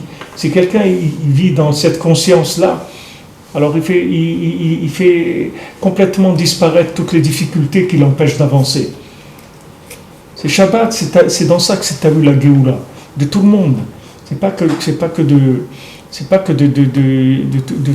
Klalit, c'est Pratit aussi, c'est la même chose. Même Pratit, chacun individuellement, sa Géoula, sa délivrance personnelle dépend du Shabbat même, et de tout ce qui représente Shabbat par rapport à lui, par rapport à son niveau. C'est-à-dire qu'il y a des gens qui représentent Shabbat par rapport à moi. Et il faut que je m'inspire de eux. C'est-à-dire qu'eux, ils peuvent m'inspirer. Et ils peuvent me sortir de ma relativité. Parce qu'eux, ils représentent l'absolu par rapport à moi. Et comme ça, chacun, au niveau où il est, il a quelqu'un qui est plus Shabbat que lui. Il doit s'inspirer de lui, c'est ça le but de la Torah, qu'un élève il s'inspire de son Rav, c'est-à-dire qu'il reçoive le côté absolu que le Rav il a par rapport à lui.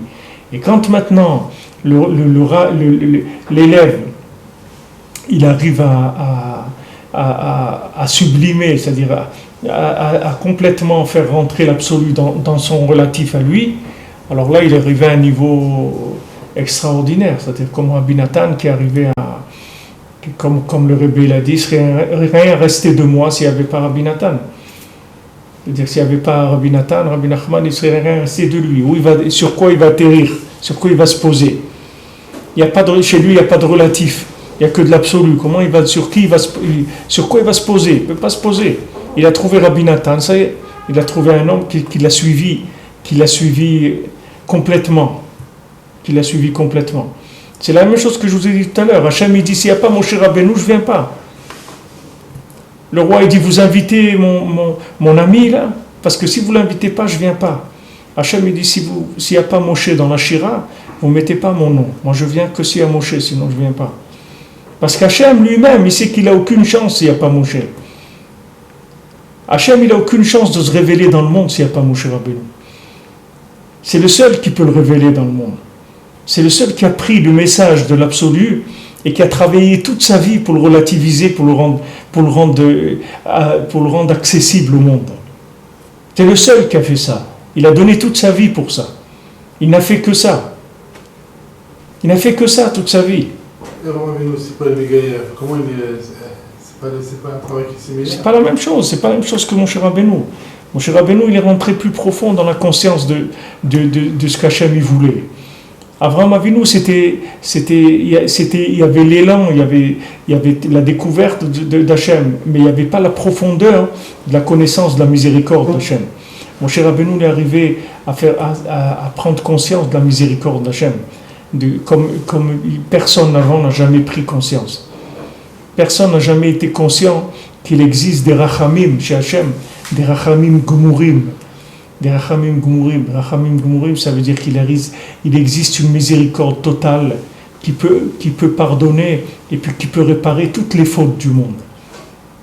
Il existe des rachamim qui enlèvent toutes les fautes du monde, où tous les gens ils deviennent zakaïm, tous les gens ils deviennent des gens qui sont acquittés, qui ont réussi.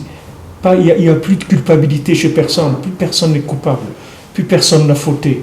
Il n'y a aucune faute au monde que cette miséricorde-là, elle peut pas réparer. Ça, c'est que Moshe Rabbeinu qui a découvert ça. Avant, ça n'existait pas. Il l'a trouvé? Hein? Il a trouvé ça? C'est la 50e porte, ça va? Ouais, il l'a trouvé. Rabbeinu l'a trouvé, il l'a trouvé aussi. Il l'a trouvé, Moshe Rabbeinu, il l'a trouvé. Rabbeinu l'a trouvé. Rabbeinu l'a trouvé encore à un autre niveau, c'est-à-dire que Moshe Rabbeinu, il a été Mekarev le Erev Rav et tout. Moshe Rabbeinu, il a eu un peu de dépassement par rapport à ça. Rabbeinu, il n'a eu aucun dépassement du tout. Il n'y a aucun dépassement chez Rabbeinu. Rabbeinu, il a eu le tzimtzum de la chose. Il a eu la chose, mais il a maîtrisé l'outil, il n'a pas dépassé. Tandis que Moshe Rabbeinu, il a été Mekarev le Erev Rav, Hachem lui a dit, Red, descends de la 50e porte, tu ne peux pas rester. Parce que, c'est-à-dire que la conscience de la miséricorde absolue, elle a fait se précipiter sur des niveaux d'application de miséricorde qui n'étaient pas encore le moment. Il a dépassé. Alors, il est descendu de la 50e porte. Est-ce que Rabbeinu n'est pas descendu de la 50e porte? Rabbeinu, c'est la 50e porte elle-même. C'est-à-dire, il est là-bas. Alors, ça c'est que Moshe Rabbeinu qui a ça. Maintenant, quand Hachem, il a un représentant comme ça sur terre, comment tu veux que ça y est, c'est quelqu'un, il invite pas Moshe, Hachem, il peut même pas venir. Il vient pas. Il me dit, s'il n'y a pas Moshe, je ne viens pas. Qu'est-ce que tu veux que je fasse là? S'il n'y a pas Moshe Rabbeinu, je n'ai rien à faire là. C'est-à-dire que c'est le seul qui me connaît. Il n'y a personne d'autre dans le monde qui me connaît. Il n'y a que Moshe Rabbeinu. Il n'y a que Moshe Rabbeinu qui a compris qu'il n'y a aucune rigueur chez moi. Pour ça, quand il est monté, les anges, ils ont voulu le détruire complètement. Il dit, c'est qui c'est ce bonhomme-là? Qu'est-ce que bonhomme, il nous a fait tout, il nous a chamboulé tout notre système. Hein? Il est venu chambouler toute l'affaire. Qu'est-ce qu'il est venu faire ici? C'est ça le Zohar qui parle de Moshe Rabbeinu, qu'il y a quelque chose de plus fort chez lui par rapport à Rabbeinu, par rapport à la tfila qu'il a fait sur Sdom. Ouais, par rapport à Sdom. Et tu vois bien qu'Abraham Avinu s'arrête. Moshe Rabbeinu ne s'arrête jamais. Moshe Rabbeinu, quand il a une hésitation et tout, c'est rien qu'il est en train de chercher la méthode. Mais sur le fond, c'est-à-dire le da'at qu'il avait, Moshe Rabbeinu, c'est-à-dire la conscience de la miséricorde infinie d'Hachem, ça, il n'y a personne qui l'a eu avant lui dans le monde. Personne. Personne n'a eu ça. Lui, il a pris conscience que Hachem, c'est un amour illimité pour sa création, pour sa créature et sa création. Son amour, il est limité, sa miséricorde, elle est limitée. Il fallait rien trouver des méthodes d'application, c'est tout. Parce qu'il y a un jeu. Tu comprends? Il y a un jeu, c'est-à-dire que tu ne peux pas balayer le relatif. Si tu balayes le relatif, le monde, il n'existe plus. Tu ne peux pas balayer le relatif. Il faut que tu rentres dans le relatif et que tu le dresses, tu comprends? Tu prends le relatif, tu le dresses, c'est-à-dire tu le mets en place. C'est-à-dire ce relatif-là, tu dis, tu vois, relatif comme tu es, donc tu es accusateur, je vais te rendre entièrement plaidant pour le bien. Toi qui as une tendance à l'accusation, pourquoi? Parce que tu es relatif. Donc comme dès que tu vois quelque chose, un défaut, boum, tu commences toi, je vais t'enlever complètement le côté accusateur qui se trouve dans le relatif. Complètement. C'est ça que fait mon cher Rabbeinu. Quand il vient, il lui dit Eldad Omedad, ils sont mitlavés dans le Machané. Eldad Omedad qui sont en train de prophétiser. Mon cher Rabbeinu lui dit alors, qu'est-ce qu'il y a? Mais que ça tous, t'as vu? Que tous ça soit des prophètes, tu comprends? Qu'est-ce que tu veux? Parce que lui, il croit que mon cher Rabbeinu est dans le relatif. Mais il n'est pas dans le relatif du tout, Bikha. C'est fini, il a dépassé tout ça, ça n'existe plus chez lui. Et puis il m'a pris ma place, il est mieux que moi, les trucs, ces trucs-là, ça ne l'intéresse pas du tout, c'est pas... Il avait ici, Rabbi Yitzhak, Shalom, il était ici, il faisait chier, il écoutait Moharan, et après il nettoyait les toilettes de la choule. Je veux dire, c'est pas un problème. Tu comprends? C'est pas un problème du tout. C'est pas un homme c'est pas un homme qui se l'a joué, tu comprends? Les gens, ils se la jouaient pas. C'est des gens qui connaissaient tellement la grandeur du tzaddik qu'ils étaient simples. Ils étaient très très simples. Ils pouvaient en même temps te faire un chiour qui dépasse l'entendement, et après il te sert un verre de coca et te dit ça va, c'est bon, et tout. C'est simple, tout simplifié. Tout, parce que c'est des gens ils ont complètement, si tu veux, huilé le relatif, c'est fini, il n'y a pas il y a aucun orgueil, il n'y a aucun besoin de sentir quelqu'un, c'est simple, et ils vivent les choses dans la plus grande simplicité possible. C'est pour ça que mon cher Rabbeinu, tu vois, il était anab, il était humble. D'où il a eu cette humilité-là. Cette humilité, elle lui est venue de la conscience, de la miséricorde d'Hachem.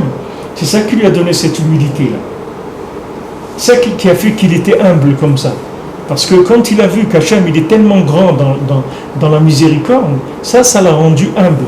Parce qu'il n'y a que la simplicité, tu ne peux pas faire autre. Tu n'as rien d'autre qui peut devant la grandeur absolue, il n'y a que la simplicité, c'est tout. Tu ne peux pas. Si tu viens avec le moins de complications, tu exploses. Tu ne peux pas. Parce que la moindre complication ne tient pas devant l'absolu. L'absolu, il n'y a que ce qui est pachout. Pachout, simplifié au maximum. Il ne faut qu'il n'y ait aucun artifice, aucune fioriture, rien du tout. Parce que sinon, ça ne tiendra pas. Il faut que l'homme il soit simple, pachout, méode. Et à ce moment-là, il peut monter à des niveaux extraordinaires par cette simplicité-là. Chez tout et tmimout, Rabbeinu a dit simple et tam, ça veut dire entier, intègre. Simple et intègre, c'est tout. Avec ça, tu arrives à tous les niveaux du monde, avec ça, sans aucune complication. Parce que toute complication, c'est de la mimique, de l'absolu dans le relatif. Mais c'est pas vrai, tu vois. La complication, c'est faire semblant que le relatif, il est absolu. Mais c'est pas vrai. Parce que le vrai absolu, quand il rentre dans le relatif, il donne de la simplicité. Il donne simple, il rend les gens simples. Tu verras que tous les Gdolé Israël, si tu as connu des Gdolé Israël Amitim, tu verras que c'est des gens simples, très simples. Il y a rien de compliqué chez eux. Et c'est des grands, des très très grands dans la Torah, des Gdolé Israël, des très grands rabbanim, très simples. Il n'y a rien de compliqué chez eux. Tout ce qui est compliqué, c'est que de la vitrine d'absolu dans le relatif. Tu comprends? Mais c'est entièrement relatif, il n'y a pas d'absolu. Parce que quand l'absolu rentre dans le relatif, c'est simple, c'est pas shoot méod. Très très simple. Chaque Rabbeinu il a dit que la plus grande chorma qui existe, c'est la simplicité. Il n'y a pas plus grande chorma que ça. La plus grande sagesse qui existe, c'est d'être simple. Tu vois? Hein? Qu'est-ce que ça veut dire? Qu'est-ce que ça veut dire de plus? Ça veut dire que maintenant, qu'est-ce que tu veux chercher avec la chorma? Tu veux chercher le plus grand niveau de chorma. Tu veux chercher la vache rousse, les plus grands niveaux de chorma qui existent. Et bien sache que pour avoir accès à ça, il faut simplifier. Il faut simplifier les choses, c'est-à-dire être simple. Il ne faut pas compliquer. La chose, elle est simple. Chaque chose, elle a un angle où elle est simple. Elle est echad. Elle est une chose, c'est tout. Simple. Il y a une base et il y a de la complication. Tu prends un morceau de pain, c'est un morceau de pain. Alors tu veux le compliquer, tu peux en faire tu peux le compliquer beaucoup. Mais un morceau de pain, c'est simple à la base. Il faut aller à la base des choses simples. Tout ce que tu le fais simplement. Tu ne fais pas de complications. Tu n'enjolives pas, tu ne fais pas de tout. Rabbi Yitzhak il disait, tu dis une sira du réveil, tu dis une sira comme le réveil l'a dit. Maintenant tu crois que si tu enjolives, tu rajoutes, etc., tu veux le rendre plus beau. Il dit non, le plus beau, c'est quand c'est vrai, c'est tout. Quand c'est vrai, ça a toute sa grâce et toute sa beauté. Tu dis la chose comme elle est, c'est tout. Ne l'enjolive pas. Parce que, comme on dit, Kolamosif Gorea. Quand tu ajoutes, tu diminues. Quand tu compliques, tu diminues la chose. Toi, tu crois que tu la rends, tu vas mettre le turbo, tu vois, quand tu compliques. Pas du tout. Quand tu compliques, tu ralentis, tu n'accélères pas. Parce que tu rentres dans des choses plus sinueuses, c'est tout. Alors que le Hémet, il est simple, il est droit, il est simple. Et toute chose, elle a un côté simple et droit. C'est quoi la simplicité dans le nature? Parce que tu dis l'unité, c'est pas simple. Tu cherches la vérité, c'est tout. La vérité, simplement, c'est tout. Sans chercher quoi que ce soit derrière ça, sans arrière-penser, sans vouloir quoi que ce soit d'autre que la volonté d'Hachem et chercher le Hémet. Tu veux rien d'autre. Cherche rien d'autre avec ça. Adam Nassim Tatsmo Kebema. Dès qu'il a la Chokma, je crois que c'est dans le Zohar de la Paracha, il parle de ça. Que le Inyan quand ils sont réunis ils sont réunis avec Rabbi Shimon, il y avait Rabbi Abba et Rabbi Lazar et il y avait encore deux autres tzadikim. Ils sont rentrés chez Rabbi Pinchas Ben Yair. Et Rabbi Pinchas Ben Yair, il leur a dit Zotrukat Torah, il a dit non, dites-nous quelque chose. Alors Rabbi Shimon, il a dit à son fils, il a dit dis-toi d'abord, après tous les Talmidim, chacun il dira. Alors il a commencé, il fait un drouche sur la paradouma de Rabbi Lazar et après quand il finit, Rabbi Shimon lui dit mon fils, il fait une louange sur ce qu'il a dit. Il a dit après ce que tu as dit, il n'y a plus personne qui va parler.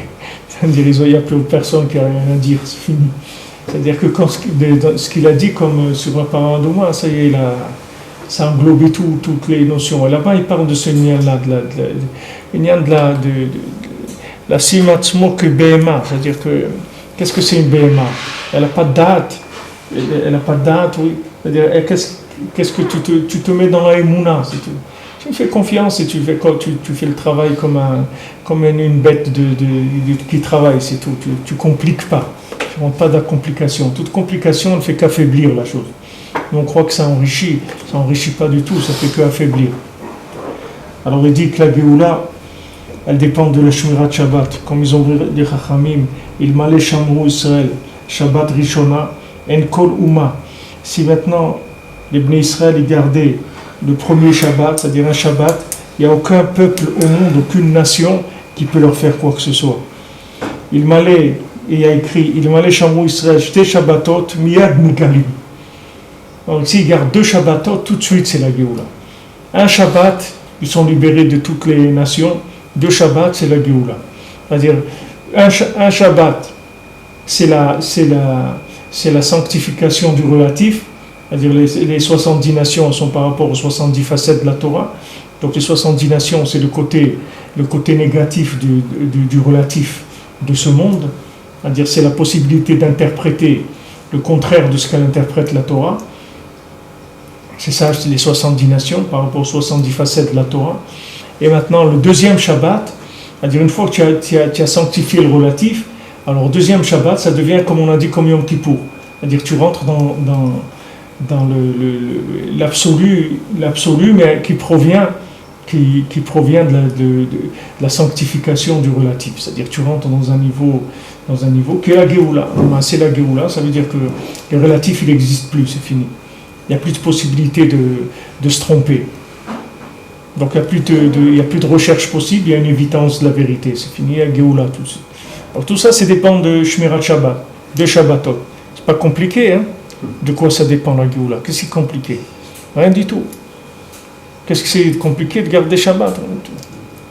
Quelqu'un ne peut pas, il se met au lit, c'est pas grave. Il se met dans son lit, il dort depuis vendredi après-midi, je commence Shabbat, c'est tout.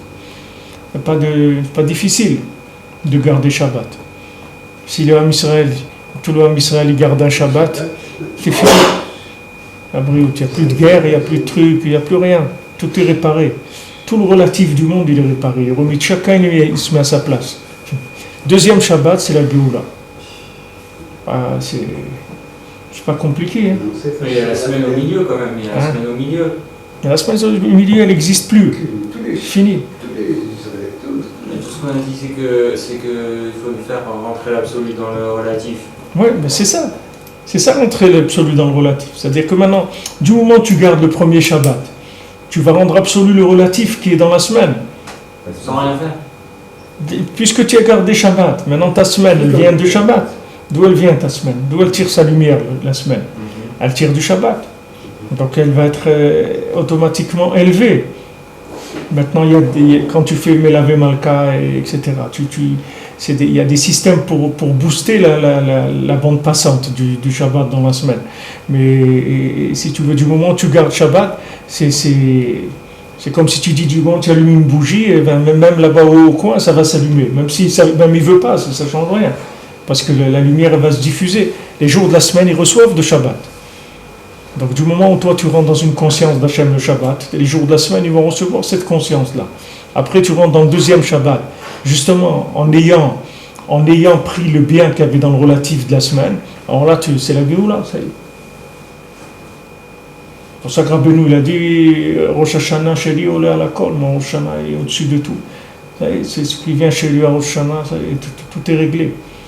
Olé à la kol, c'est au-dessus de tout. Il y a Rosh Hashanah et après il y a Rosh Hashanah, c'est tout, il n'y a rien entre les deux Rosh Hashanah. Tout ce qui est entre Rosh Hashanah, c'est tout le relatif qu'il y a dans l'année, il a été déjà, on l'a rentré dans l'absolu, c'est fini. Du moment où tu viens à Rosh Hashanah, tu viens au mois de Rosh Hashanah, tu tournes au maximum de tes capacités dans l'année. Tu n'as pas de souci à te faire, c'est-à-dire que c'est tout de suite celui qui va au Shana, il est inscrit dans l'arbre de vie, dans le livre de la vie, et tout ce qui est promis par le Khamim. Celui qui est Zoché, il est écrit dans le livre de la vie, à Rosh Hashanah. Tout ça, ça se fait mimer là, que vient au man. Pourquoi c'est comme ça? Parce que c'est les Rachamim que Rabbeinu il a été massig. Rabbi Nachman il a été massig d'une miséricorde comme il n'y a jamais eu dans le monde. C'est-à-dire que il n'y a personne qui peut être tombé dans le relatif autant que lui peut le rendre absolu. Tu comprends? Il ne peut pas avoir le temps il ne peut pas tourner assez vite dans la bêtise par rapport à la miséricorde que Rabbeinu a amené dans le monde. Donc il te dit, perds pas ton temps parce que de toute façon je vais te sortir. Je cours plus vite que toi. Faut à peine que tu cours, je vais te rattraper. C'est vrai que c'est précisément le jour du jugement, le jour de rendez-vous. Bien sûr. Mais parce que le jour du jugement, c'est quoi? On va prendre tout le relatif, on va le mettre devant l'absolu, on va voir qu'est-ce qui a été fait. C'est ça le jour du jugement. On va faire une comparaison entre le relatif et l'absolu. Alors ce jour-là, tu as besoin d'un bon avocat parce qu'il faut qu'il... Alors Rabbeinu, tout ce qui est relatif, il nettoie, il n'y a rien, il n'y a pas de... Seulement, le problème, c'est qu'on n'a pas d'émouna. C'est-à-dire qu'on a une émouna, elle est faible. On n'arrive pas de la simcha tout le temps. Mais il faut être sa mère, tamid. Quelqu'un qui était au Manan Rosh Hashanah. Toujours, il doit rigoler, il doit se plier de rire toute la journée. D'être content, c'est nifla, mais tout est nifla, tout est extraordinaire. Parce que ça y est, il n'y a rien, tout est réglé. Tout est réglé déjà. Tout est réglé. C'est comme Shabbat et la semaine, c'est le même principe. Quelqu'un qui a fait Shabbat, il est tranquille dans sa semaine. Ah, maintenant il se passe des trucs, c'est rien ça. Ça, c'est les bobines du film qui se rembobinent, mais c'est rien, c'est rien du tout. Ça peut aller nulle part de mal. Il n'y a rien de mal. Du moment que quelqu'un il a gardé Shabbat, ça y est. Celui qui garde Shabbat, on lui pardonne toutes ses avérotes. Ça y est, il rentre dans l'absolu, c'est fini. Tout le relatif, il est nettoyé. Le relatif, il est... Tellement c'est dur de rentrer dans cette émouna là, les gens ne veulent pas avoir la émouna parce que ils veulent dans le relatif, l'homme il se bat dans le relatif, il te dit mais comment si tu me rentres dans cette conscience là, comment je vais me battre dans le relatif? Non, tu ne te bats pas, comme il rapporte ici, t'es assez melacha, c'est-à-dire c'est pas t'as assez melacha, t'es assez melacha, c'est le travail il va se faire de lui-même, c'est pas toi qui fais le travail. Le travail il se fait. Le contrôle du relatif, il faut le lâcher. Tu le laisses. Mais de toute façon, tu le laisses. Du moment où tu fais Shabbat, tu le laisses. C'est plus toi qui tiens le volant. Du moment où tu te chômères Shabbat, tu as reconnu que ce monde-là, il n'est pas vrai. Parce que s'il était vrai, tu courrais derrière l'argent Shabbat. Du moment où tu ne cours pas, ça veut dire que tu es capable d'être ma'amine que l'argent, c'est pas vrai. Parce que si c'était vrai, tu t'arrêterais jamais. Donc tu dis, non, c'est pas vrai. Ben, c'est tout ce qu'on voulait entendre. Ça suffit, on n'a pas besoin de plus que ça. On a entendu ça, que tu dis que c'est pas vrai, ça suffit ce qu'on voulait. Donc maintenant tu peux aller travailler. Pas de problème. Je veux dire, Rabbi Nathan, il a parlé une fois du bitachon. Il a dit il faut avoir bitachon. La parnassa, c'est bitachon dans Hachem. Il faut avoir confiance dans Hachem. C'est ça la parnassa. Alors il y a un élève qui a dit une blague, il a dit mais Rabbi Nathan, quand on a quelques billets dans la poche quand même, on a plus de bitachon. C'est-à-dire ça donne plus de bitachon. Alors Rabbi Nathan il lui a dit l'argent c'est l'eau, ça n'existe pas. Il dit parce que si ça existait, il dit moi je suis un homme beaucoup plus rapide que toi. J'aurais couru et j'aurais été en chercher beaucoup si ça existait. Mais l'argent ça n'existe pas. Et le bitachon, oui ça existe. Mais l'argent, ça n'existe pas. Il dit, c'est pas peine de courir derrière, il n'existe pas. C'est l'eau, ça n'existe pas. Il a dit, mais le bitachon dans Hachem, la confiance dans Hachem, ça oui, ça existe. Là, tu peux y aller, c'est ça la difficulté, c'est-à-dire c'est un choix, c'est le choix de la émouna, le choix de rentrer dans la émouna. C'est-à-dire de te dire que ce monde-là, il est dans sa relativité comme il est. Si tu ne rentres pas de l'absolu dedans, il n'a pas tellement de valeur. Les gens qui tournent dans le relatif, ça n'a pas tellement de valeur, ça n'a pas de goût non plus, il n'y a pas d'envie de vivre tellement dans un monde comme ça. Maintenant, quand les tzadikim ils t'apprennent que tu peux transformer ce monde et en faire quelque chose d'absolu, alors ça c'est comme le mendiant, il leur donne à goûter son pain. Quand ils goûtent le pain du Betler, du mendiant, ils goûtent le goût du Olam Haba. Alors ça y est, ça leur enlève toutes les tavotes de ce monde, c'est fini. Ils disent, ça y est, on ne savait pas que ça existait un pain comme ça. On ne savait pas. Mais on croyait que le pain, c'était ça, c'était le goût qu'on a tous les jours. On dit non, il y a un autre pain.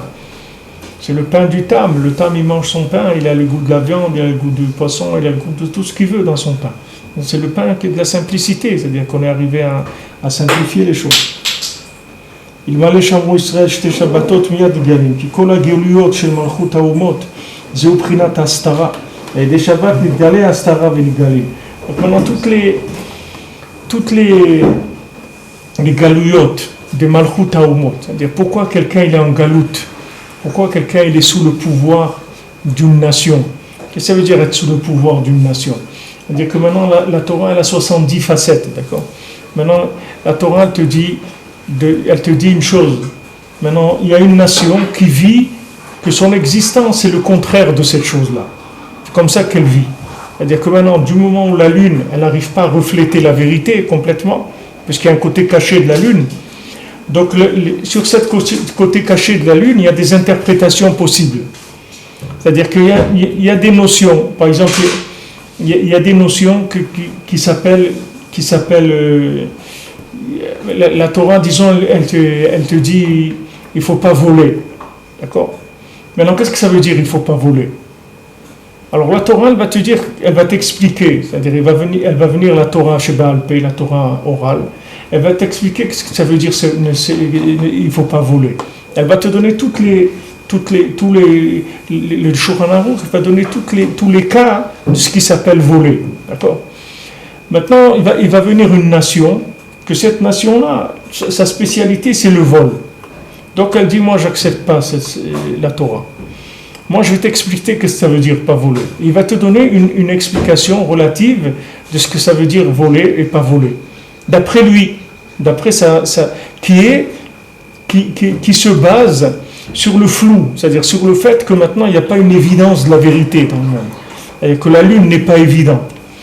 Maintenant, quand tu gardes Shabbat, qu'est-ce que tu fais? Quand tu gardes Shabbat, tu amènes de l'évidence dans le monde, tu amènes de l'absolu, tu amènes de l'évidence. Donc maintenant, ce qui faisait que tu étais dépendant de cette nation-là, qui elle encourageait le vol et développait le vol, parce qu'elle se basait sur le côté caché de la lune, elle ne peut plus te tenir sous son pouvoir. Pourquoi? Parce que tu as découvert son jeu. C'est-à-dire que le Shabbat, il est venu, il a éclairé. Donc tu t'es rendu compte que ça c'est faux. Que ce qui te dit, lui, que ça veut dire ne pas voler, c'est pas vrai. Ça s'appelle voler. Donc tu lui dis non, ne me raconte pas d'histoire. Ça veut dire voler. Donc maintenant, qu'est-ce qui te tenait en galoute chez lui? C'est cette interprétation qu'il avait. Donc ça lui donnait le pouvoir de te tenir chez lui parce qu'il t'a donné un comportement faux qui venait de sa façon de voir les choses. Et ce comportement faux, il t'a rendu prisonnier de la galoute. Maintenant, du moment où tu as réalisé que c'est faux, tu t'en vas, c'est tout. Tu fais ta valise, tu t'en vas. C'est tout. Tu n'as plus rien à faire là-bas. Tu es libre, tu es un homme libre. Tu peux partir. Parce qu'il ne peut plus t'attraper. Lui, t'attraper avec ça. Alors comme ça, dans les 70 nations, c'est comme ça que ça fonctionne. C'est-à-dire, toutes les galouilles, tous les exils dans lesquels on a été, c'est des exils. Qu'est-ce que ça veut dire exilé? Ça veut dire que la personne, tu l'as déplacée par rapport à son endroit. C'est-à-dire que quand la personne elle est à son endroit, alors elle vit la vérité par rapport à l'endroit où elle est qui correspond à cette vérité-là. Maintenant, du moment où tu la décales par rapport à l'interprétation, tu dis non, c'est pas comme ça qu'il faut comprendre. Voilà, je vais t'expliquer comment il faut comprendre. Tu la décales et là tu l'emprisonnes dans cette façon de voir les choses. Et là, elle est en galoute. Du moment où elle fait Shabbat, elle se libère. Elle se libère de ce concept-là qui est faux. Et elle rentre dans la bonne interprétation des choses. Et ça, elle est sortie de la galoute. Donc, dès que quelqu'un garde Shabbat, il sort de la galoute. C'est fini, il n'est plus en galoute. Même si tu le vois qui tourne là-bas, mais il n'est plus là-bas. C'est-à-dire, il est libre. Il n'est plus alimenté il n'est plus sous le joug de cet endroit-là. Il est sorti de l'endroit.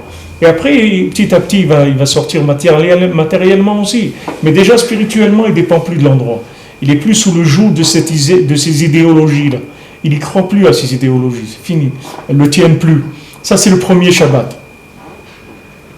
Les Shabbat, donc du moment où après, tu t'es rendu compte que c'était faux, alors tu vas vivre ta semaine différemment, puisque maintenant tu t'es rendu compte que ce n'est pas comme ça qu'il fallait vivre, c'est faux. Donc tu vas changer ton comportement, tu vas vivre ta semaine différemment. Quand tu vas vivre ta semaine différemment, qu'est-ce que tu vas faire? C'est-à-dire tout le relatif de la semaine, tu vas le faire basculer vers le positif, c'est-à-dire vers le vrai. Et donc quand tu rentres dans le deuxième Shabbat, c'est la Géoula, ça y est, tu rentres dans l'absolu. Tu n'es même plus dans la vérité relativisée, tu es dans l'absolu. C'est fini, tu es sorti. Pour ça que Rabbi Nathan, il a dit, moi, mon Mashiach à moi, il est là. Moi, c'est fini. Moi, je vis plus dans le. Rabbi Nathan, il n'avait plus le libre arbitre. Il vivait pas dans le libre arbitre. Du tout, c'était fini. Parce que Rabbi Nathan, il a connu Rabbeinu, c'est fini. Il n'y avait plus de libre arbitre. Lui, c'était la lune qui s'est mise complètement, qui s'est soumise complètement au soleil, au maître. Il n'avait plus de libre arbitre. Libre arbitre, c'est quand il y a un côté de la lune qui est encore caché. Mais lui, il n'avait rien. Rien. Il n'avait plus rien à lui. Plus rien à lui. Aucune compréhension de lui. Rien du tout. Il était complètement soumis à Rabbeinu. Donc, il n'avait plus de libre arbitre. C'est fini. Puisque le soleil reflétait en lui de façon parfaite. Il n'y avait plus de libre arbitre. Donc, lui, il a dit, mon Mashiach à moi, il est là déjà. Moi, je ne vis plus dans la période pré-Géoula. Moi, je suis post-Géoula. Je suis après la Géoula. Que Rabbi Nathan, les autres élèves. Que Rabbi Nathan, Mishlemout que Rabbi Nathan. Les autres après c'est un peu, chacun selon ça. Comme il a dit, Rabbi Nathan et Rabbi Naftali un peu. Mais c'est tout. Non, tous après c'est relatif. C'est de grand niveau, mais ça reste toujours relatif. Je n'avais pas compris. Faire Shabbat c'est quoi? En fait c'est quoi ça? Faire Shabbat, Bepashtout, Shmirat Shabbat. Tu prends les halachot Shabbat, tu fais Shabbat. Tu fais les Séoudan, tu fais les Zmiron, tu es Shomer Shabbat, tu fais ta Tfila, tu fais Shanamikra Khatargum, tu fais Shabbat, c'est tout. C'est un concept général de connaître ce qui est marqué dans la Torah et de le faire, c'est ça que ça veut dire faire Shabbat? Oui, c'est ça que ça veut dire faire Shabbat. Faire Shabbat, c'est tout. Garder le Shabbat, c'est tout. Shmirat Shabbat, Pilcheta. Non, je prends un cas extrême, le type qui fait Shabbat, il connaît toute la fois de Shabbat, il fait précisément Shabbat. La semaine, il ne connaît pas la fois de la semaine, il fait n'importe quoi. Ça s'appelle faire Shabbat, ça? Il va pas. Quoi comment tu veux que quelqu'un fasse n'importe quoi dans la semaine si quelqu'un est Shomer Shabbat qui est le Kheta? C'est impossible. Pourquoi c'est impossible? Parce que regarde, les halachot de Shabbat, c'est des halachot qui ne sont pas logiques. Si quelqu'un déjà, il a fait de la Shmira, il est rentré dans la logique de l'illogique, c'est-à-dire dans les halachot de Shabbat, à cause que dans la semaine, cet homme-là, dans le monde de la logique, que les halachot de la semaine, elles sont pratiquement toutes dans de la logique. Toutes les halachot de la semaine, c'est des choses que tu peux comprendre dans ce monde, qui va être proche. Rabbi Nathan, il dit que la plupart des gens, ils savent très bien qu'est-ce que Hachem il aime et qu'est-ce qu'Hachem il n'aime pas. La plupart des gens, ils savent ça.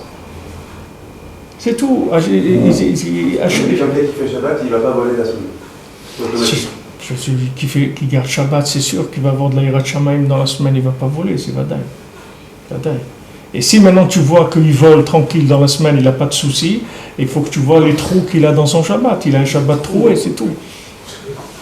Il fait des melachot Shabbat. Parce que ce Shabbat, ça te donne un degré de conscience que d'abord Shabbat c'est tchouva, c'est un jour de tchouva total. C'est une tchouva passive, c'est une tchouva par la lumière d'en haut. Elle est passive la tchouva du Shabbat.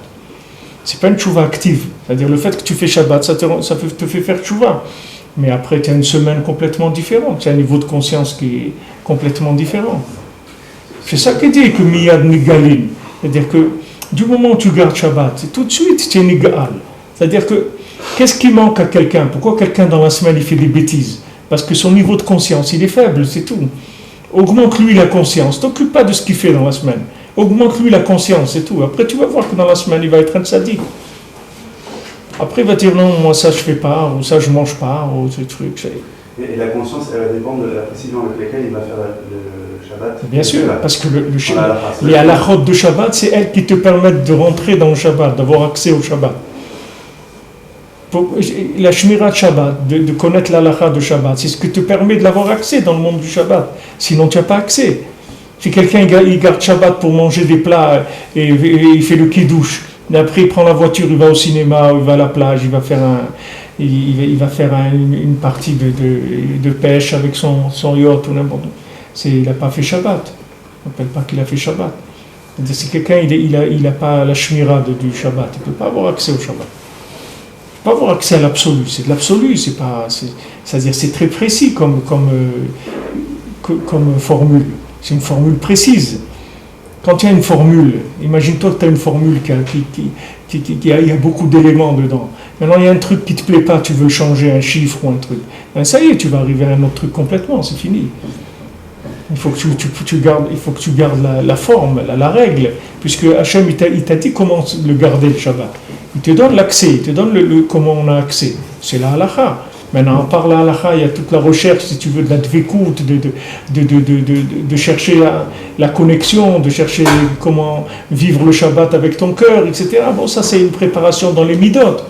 Mais le Ikar, c'est de garder le Shabbat selon la halakha déjà. Parce que s'il n'y a pas d'halakha, c'est sûr qu'il n'y a rien. Même si tu aimes beaucoup le Shabbat, et que tu aimes beaucoup la dafina, et tout ce que tu veux, ça ne change rien. Ça, c'est pas ça qui va te faire sortir du relatif. Tu veux sortir du relatif, il y a des règles. Pour entrer dans l'absolu, il y a des règles. Tu peux rentrer dans un pays ou un truc, il y a des pays qui demandent un visa, il y a des pays qui demandent que tu ne rentres pas de l'eau, il y a des pays, chacun il a ses règles. Si tu veux rentrer dans le Shabbat, il y a des règles. Voilà les règles, tu rentres, c'est tout. Ce que j'aimerais voir, c'est que les règles, elles existent aussi pour tout ce que tu as à faire dans la semaine. Il y a des règles précises aussi. Ça, tu peux faire, ça, tu peux faire, ça, tu dois faire comme ça. Oui, mais... Si je comprends, c'est que si tu connais précisément les règles du Shabbat, tu n'as pas d'utiliser le règle. Non, c'est pas qu'il y a pas... Pourquoi tu n'as pas besoin? Pourquoi tu n'as pas besoin? Tu as besoin d'étudier, mais c'est plus du tout la même chose. C'est plus du tout la même chose. La semaine, c'est Shisha, Sidre, Mishnah. La semaine, c'est 6 éléments qui sont la Mishnah. Il y a 6 éléments. Mais Shabbat, c'est l'origine de tout ça. Tu vas rentrer dans l'origine de cette chose-là.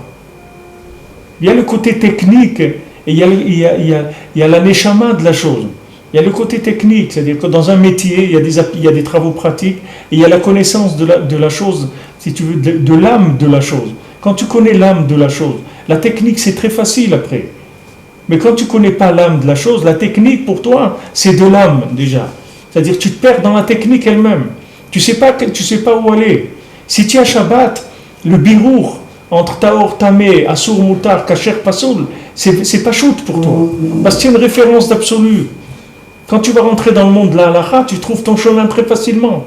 Tu as des références d'absolu. Et toute la halakha, c'est te donner de l'absolu dans le relatif. Quand tu t'es imbibé de Shabbat, il n'y a plus de problème après. Tes choix, ils sont évidents dans la semaine. Tu comprends? C'est-à-dire tout ce qui va venir, qui est flou, et qui avant c'était flou, avec le Shabbat, c'est plus flou. Parce que tu vas voir clair dans la semaine. Parce que tu reconnais ce qui est vrai et ce qui est faux. Parce que tu es imbibé, tu es imprégné d'absolu. Donc dans le relatif, après, c'est facile pour toi. C'est pas qu'il faut rien faire dans la semaine. Il n'y a pas une de rien faire. Au contraire, il faut faire. Et ce que tu vas faire dans la semaine, ça va être sublimé complètement. Parce que tu as une conscience qui est très élevée de ce que tu fais quand tu vas travailler dans la semaine. Et plus tu vas garder Shabbat, plus ta conscience va être élevée. Et plus dans la semaine, tu vas être précis dans tes choix. Tu vas être très précis dans ce que tu vas faire. Parce que tu as le da'at, tu comprends? Atachonel adam da'at, avdala, tu comprends? Im da'at, avdala minayin. S'il n'y a pas de da'at, d'où tu vas faire l'avdala? Comment tu vas faire la différence? D'où tu vas avoir du discernement dans la semaine? Il n'y a pas de discernement. Il y a des gens qui sont dans la Torah, ils n'ont aucun discernement. Il y a des gens qui sont dans la Torah, ils n'ont pas de discernement. Ils n'arrivent pas à reconnaître les choses. Parce qu'ils ne font pas Shabbat comme il faut. Si tu t'investis dans le Shabbat, tu reçois un da'at. Ce da'at, il te permet de faire Abdallah. Mavdil ben Kodesh lechol. Dire ça, tu sais que oui, ça c'est non. Ça c'est vrai, ça c'est faux. Ça c'est permis, ça c'est interdit. Tu le vois. Tu vois, c'est clair pour toi. Et quelqu'un qui n'a pas cette conscience-là, c'est flou pour lui. Il ne sait pas. Il voit un chemin, il ne sait pas où il mène exactement le chemin. Ah, mais il y a des gens, ils voient tout de suite le chemin où ils mènent. Ils disent, c'est pas compliqué. Pour quelqu'un qui a le da'at, c'est pas compliqué. Ça ne veut pas dire qu'il ne faut rien faire dans la semaine. Mais par contre, si tu veux faire dans la semaine, tu as intérêt à faire Shabbat. Parce que sinon, dans la semaine, c'est sûr que tu ne vas rien trouver. Tu comprends? Si tu ne gardes pas Shabbat, ça ne sert à rien de tergiverser dans la semaine pour essayer de trouver de la vérité, tu ne trouveras pas. Tu ne trouveras pas. Parce que tu n'as pas de référence. Tu comprends? Avec quoi tu vas mesurer? Tu n'as pas la référence, les talons, tu ne l'as pas. Donc qu'est-ce que tu veux? Tu ne peux rien faire. Tu ne peux pas savoir où tu te trouves. Tu ne peux pas savoir si c'est chaud, si c'est froid, tu ne sais rien. Tu n'as pas la mesure. Donc ça ne sert à rien. Mais par contre, si tu fais Shabbat, tu es déjà énormément avantagé dans la semaine. Tu vas être automatiquement attiré par les bons choix. Parce que tu as les références. qui sont enregistrées. Tu as pris dans l'absolu les références. Maintenant, tu rentres dans le relatif. Ça y est. Alors, il te donne deux niveaux. Il te donne un niveau de Galout et un niveau après de Géoula. C'est-à-dire un niveau de sortir de la Galout et un niveau de la Géoula. C'est-à-dire, c'est pas la même chose.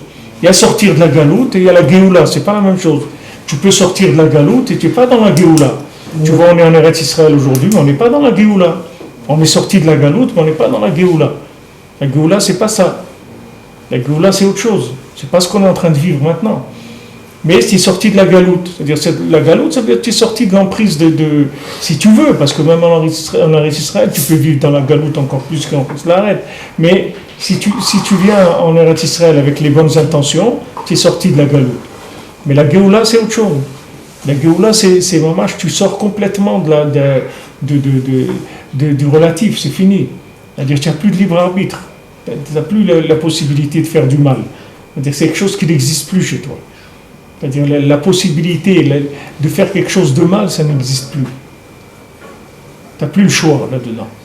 Maintenant, chacun, tu vois bien que chacun, il a une conscience où il y a des choses où il n'a plus le choix. Il y a des gens, par exemple, que jamais ils vont mettre quelque chose dans la bouche s'ils n'ont pas fait la bracha. C'est pas cher. C'est-à-dire, son corps, il ne peut pas. Et j'ai vu ça dans un sefer, je ne sais pas si c'est le Rav de Tchernobyl ou je ne sais pas si c'est le Rav de Vitebsk. J'ai vu cette semaine quelque chose sur ça. Il dit que le tachlit, c'est-à-dire si tu veux savoir si ta conscience, elle est parfaite, c'est quand ton corps, il refuse de faire quelque chose qui n'est pas en accord avec la Torah.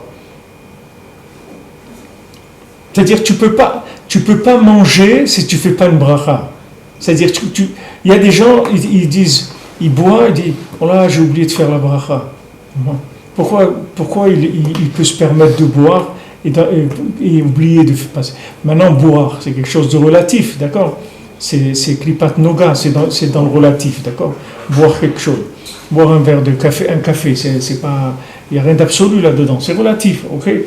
Maintenant, dans ce relatif-là, il y a un chemin d'absolu. Le chemin d'absolu, c'est que tu dois faire la bracha pour boire. Ça, c'est la halacha. C'est-à-dire, c'est la route de l'absolu dans le relatif. Maintenant, quand quelqu'un, il peut boire en oubliant de faire la bracha, ça veut dire qu'il n'est pas conscient que son effet, même son âme animale, elle n'a pas été conscientisée. Donc elle a besoin de rappel du cerveau. C'est-à-dire si le cerveau il se rappelle, alors il fait la bracha. Si le cerveau il ne se rappelle pas, alors il ne fait pas la bracha. Mais nous on veut arriver à quelque chose où le cerveau ne fonctionne pas, on n'a pas besoin du cerveau. Mon corps il ne rentre pas quelque chose où il n'y a pas la bracha. Et il développe là-bas ce principe et il te dit là-bas, c'est pour ça qu'il y a des tzadikim, que quand tu leur donnes quelque chose à manger, que cette chose-là elle n'est pas cachère, il ne le mange pas. Tu n'as pas besoin de lui dire qu'il y a quelque chose, il y a un problème. Il voit tout de suite que ce n'est pas cachère. Son corps, il refuse de le manger. La même manière que ton corps, il refuse de boire sans bracha, et ça, il y a beaucoup de gens, Baruch Hashem, qui sont à ce niveau-là, ben sache qu'il y a un niveau où la personne, elle voit une nourriture dans laquelle il y a un problème de cacheroute, et son corps, il refuse de le manger. Il ne sait pas pourquoi. Il ne peut pas t'expliquer pourquoi. Tu dis, mais pourquoi mange? Non, merci, tout, je ne veux pas. Mais il ne peut même pas t'expliquer quel est le problème qu'il y a là-dedans. Mais il est sûr qu'il y a un problème. Son corps, il lui dit, halte, je ne mange pas ça. C'est un niveau de conscience, tu vois. C'est pour te dire, tu vois ce niveau de conscience-là, même si tu connais la halakha dans la semaine, il ne va pas te sauver de ça. Ça, c'est que Shabbat qui peut te sauver de ça. Il y a quelqu'un qui connaît la halakha, il n'arrive pas à la faire. Voilà l'exemple que je te donne, il boit le café, il oublie de faire la bracha. Combien de gens je vois qui oublient de faire les brachot? Je vois des gens, ils prennent, ils boivent, et après ils vont dire pardon. Ils me disent, ni pardon, moi, c'est pas, moi je viens de faire, tu fais ce que tu veux. Il dit non, pardon, je n'ai pas fait la bénédiction. Tu fais ce que tu veux, moi j'ai pas de. Qu'est-ce que ça veut dire? Ça veut dire que maintenant, il vit pas la chose. C'est-à-dire, c'est enregistré, c'est des notions enregistrées. Quand il se rappelle, il le fait. Quand il oublie, il ne le fait pas, c'est tout. Mais comment tu vas arriver à ne pas oublier? C'est pas une mémoire qui est enregistrée avec des signaux du cerveau. C'est quelque chose qui est dans le nefesh. Tu arrives à le rentrer dans le nefesh. Ça, c'est la conscience qui fait ça. La conscience, elle te rentre la yédia dans le nefesh. Maintenant, plus tu conscientises le nefesh, plus tu vas être un Yireh Shamayim. C'est-à-dire que c'est pas Yireh Shamayim parce que tu réfléchis qu'il y a le Gehinam et qu'il y a ça et qu'il y a l'autre, etc. Tu n'as pas besoin de tout ça. Le moteur, il ne tourne pas du tout. Tu ne fais pas tourner l'intellect du tout. Le nefesh lui-même, il est conscientisé. Donc ça y est, c'est fini. Il ne te laissera plus faire quelque chose de mal. Il te dit arrête, ne mange pas, ne va pas là-bas. Chacun, il a ça. Si tu as Yeshuvada, tu fais un peu de doute, tu vas voir que ton nefesh, il te protège des fois. Par exemple, tu dois aller quelque part, tu vois que ton nefesh te dit ne va pas là-bas. Et tu ne vas pas. Et après, tu vois que tu as eu raison de ne pas aller là-bas. Après, tu vois quelqu'un qui est venu de là-bas, tu dis voilà, c'est une catastrophe, ce truc-là. Et toi, tu as été protégé, tu n'as pas été là-bas. Mais ce n'est pas logique, tu vois, ça vient de Shabbat. Ça ne vient pas de la logique. Ça vient de l'absolu, ça ne vient pas du relatif. Tu vois que c'est ça le principe du Shabbat qui rentre dans la semaine. Et après, bien sûr, il faut apprendre les halachot. Mais si tu veux apprendre les halachot et qu'il n'y a pas de nekuda d'absolu, de conscience, tu veux dire que tu vas avoir des difficultés à appliquer les halachot. Et tu vas te fatiguer aussi. Parce qu'à chaque fois, tu dois envoyer des informations sans arrêt. Il faut que tu envoies un fax, un truc, à chaque fois que tu veux faire quelque chose. Il faut que tu mettes en marche tout le système intellectuel. Alors que tu n'as pas besoin de ça. Si tu mets ta conscience, elle rentre dans le nefesh, ça y est, ton nefesh, c'est un ami. C'est-à-dire, il est avec toi, il te suit. C'est fini, jamais il peut toucher un truc. Impossible. Donc, c'est le Shabbat. En plus de la fois, il faut développer la conscience. Ouais, c'est ça le Shabbat. Le Shabbat, c'est ça la conscience. Le Shabbat, c'est le Da'at. Mais je te dis, tu gardes Shabbat. Tu fais d'abord Shmirat Shabbat avec la halacha. Et après, tout ce que tu peux t'investir en Shabbat. Tout ce que tu peux faire comme Avodat Hashem dans Shabbat. Tout ce que tu peux. Les Zmirot, Rabbeinu a insisté beaucoup sur les chants du Shabbat à table. Que c'est quelque chose de très important. Tu fais les chants de Shabbat, tu fais bien les séoudot de Shabbat, tu étudies, tu pries le maximum, tu fais le plus de Avodat Hashem que tu peux le Shabbat. Tu vas t'imprégner de cette Neshama Yetera, c'est-à-dire de cette conscience supplémentaire. Et après, ta semaine, elle est plus facile. Tu as moins de miniotes. Tu trouves les routes pour passer. Les chemins, ils sont clairs pour toi. Tandis que si tu n'as pas ça, tu as des choses, tu ne sais pas. Tu te doutes pas des conséquences. Tu vois pas clair. Mais c'est pas que dans la semaine il faut rien faire, au contraire. Tout le tachlis, c'est d'être mekadesh la semaine. C'est pas le Shabbat. Le Shabbat, c'est juste tu vas remplir le réservoir d'essence. Mais l'écart, c'est de rouler. C'est pas de remplir de l'essence.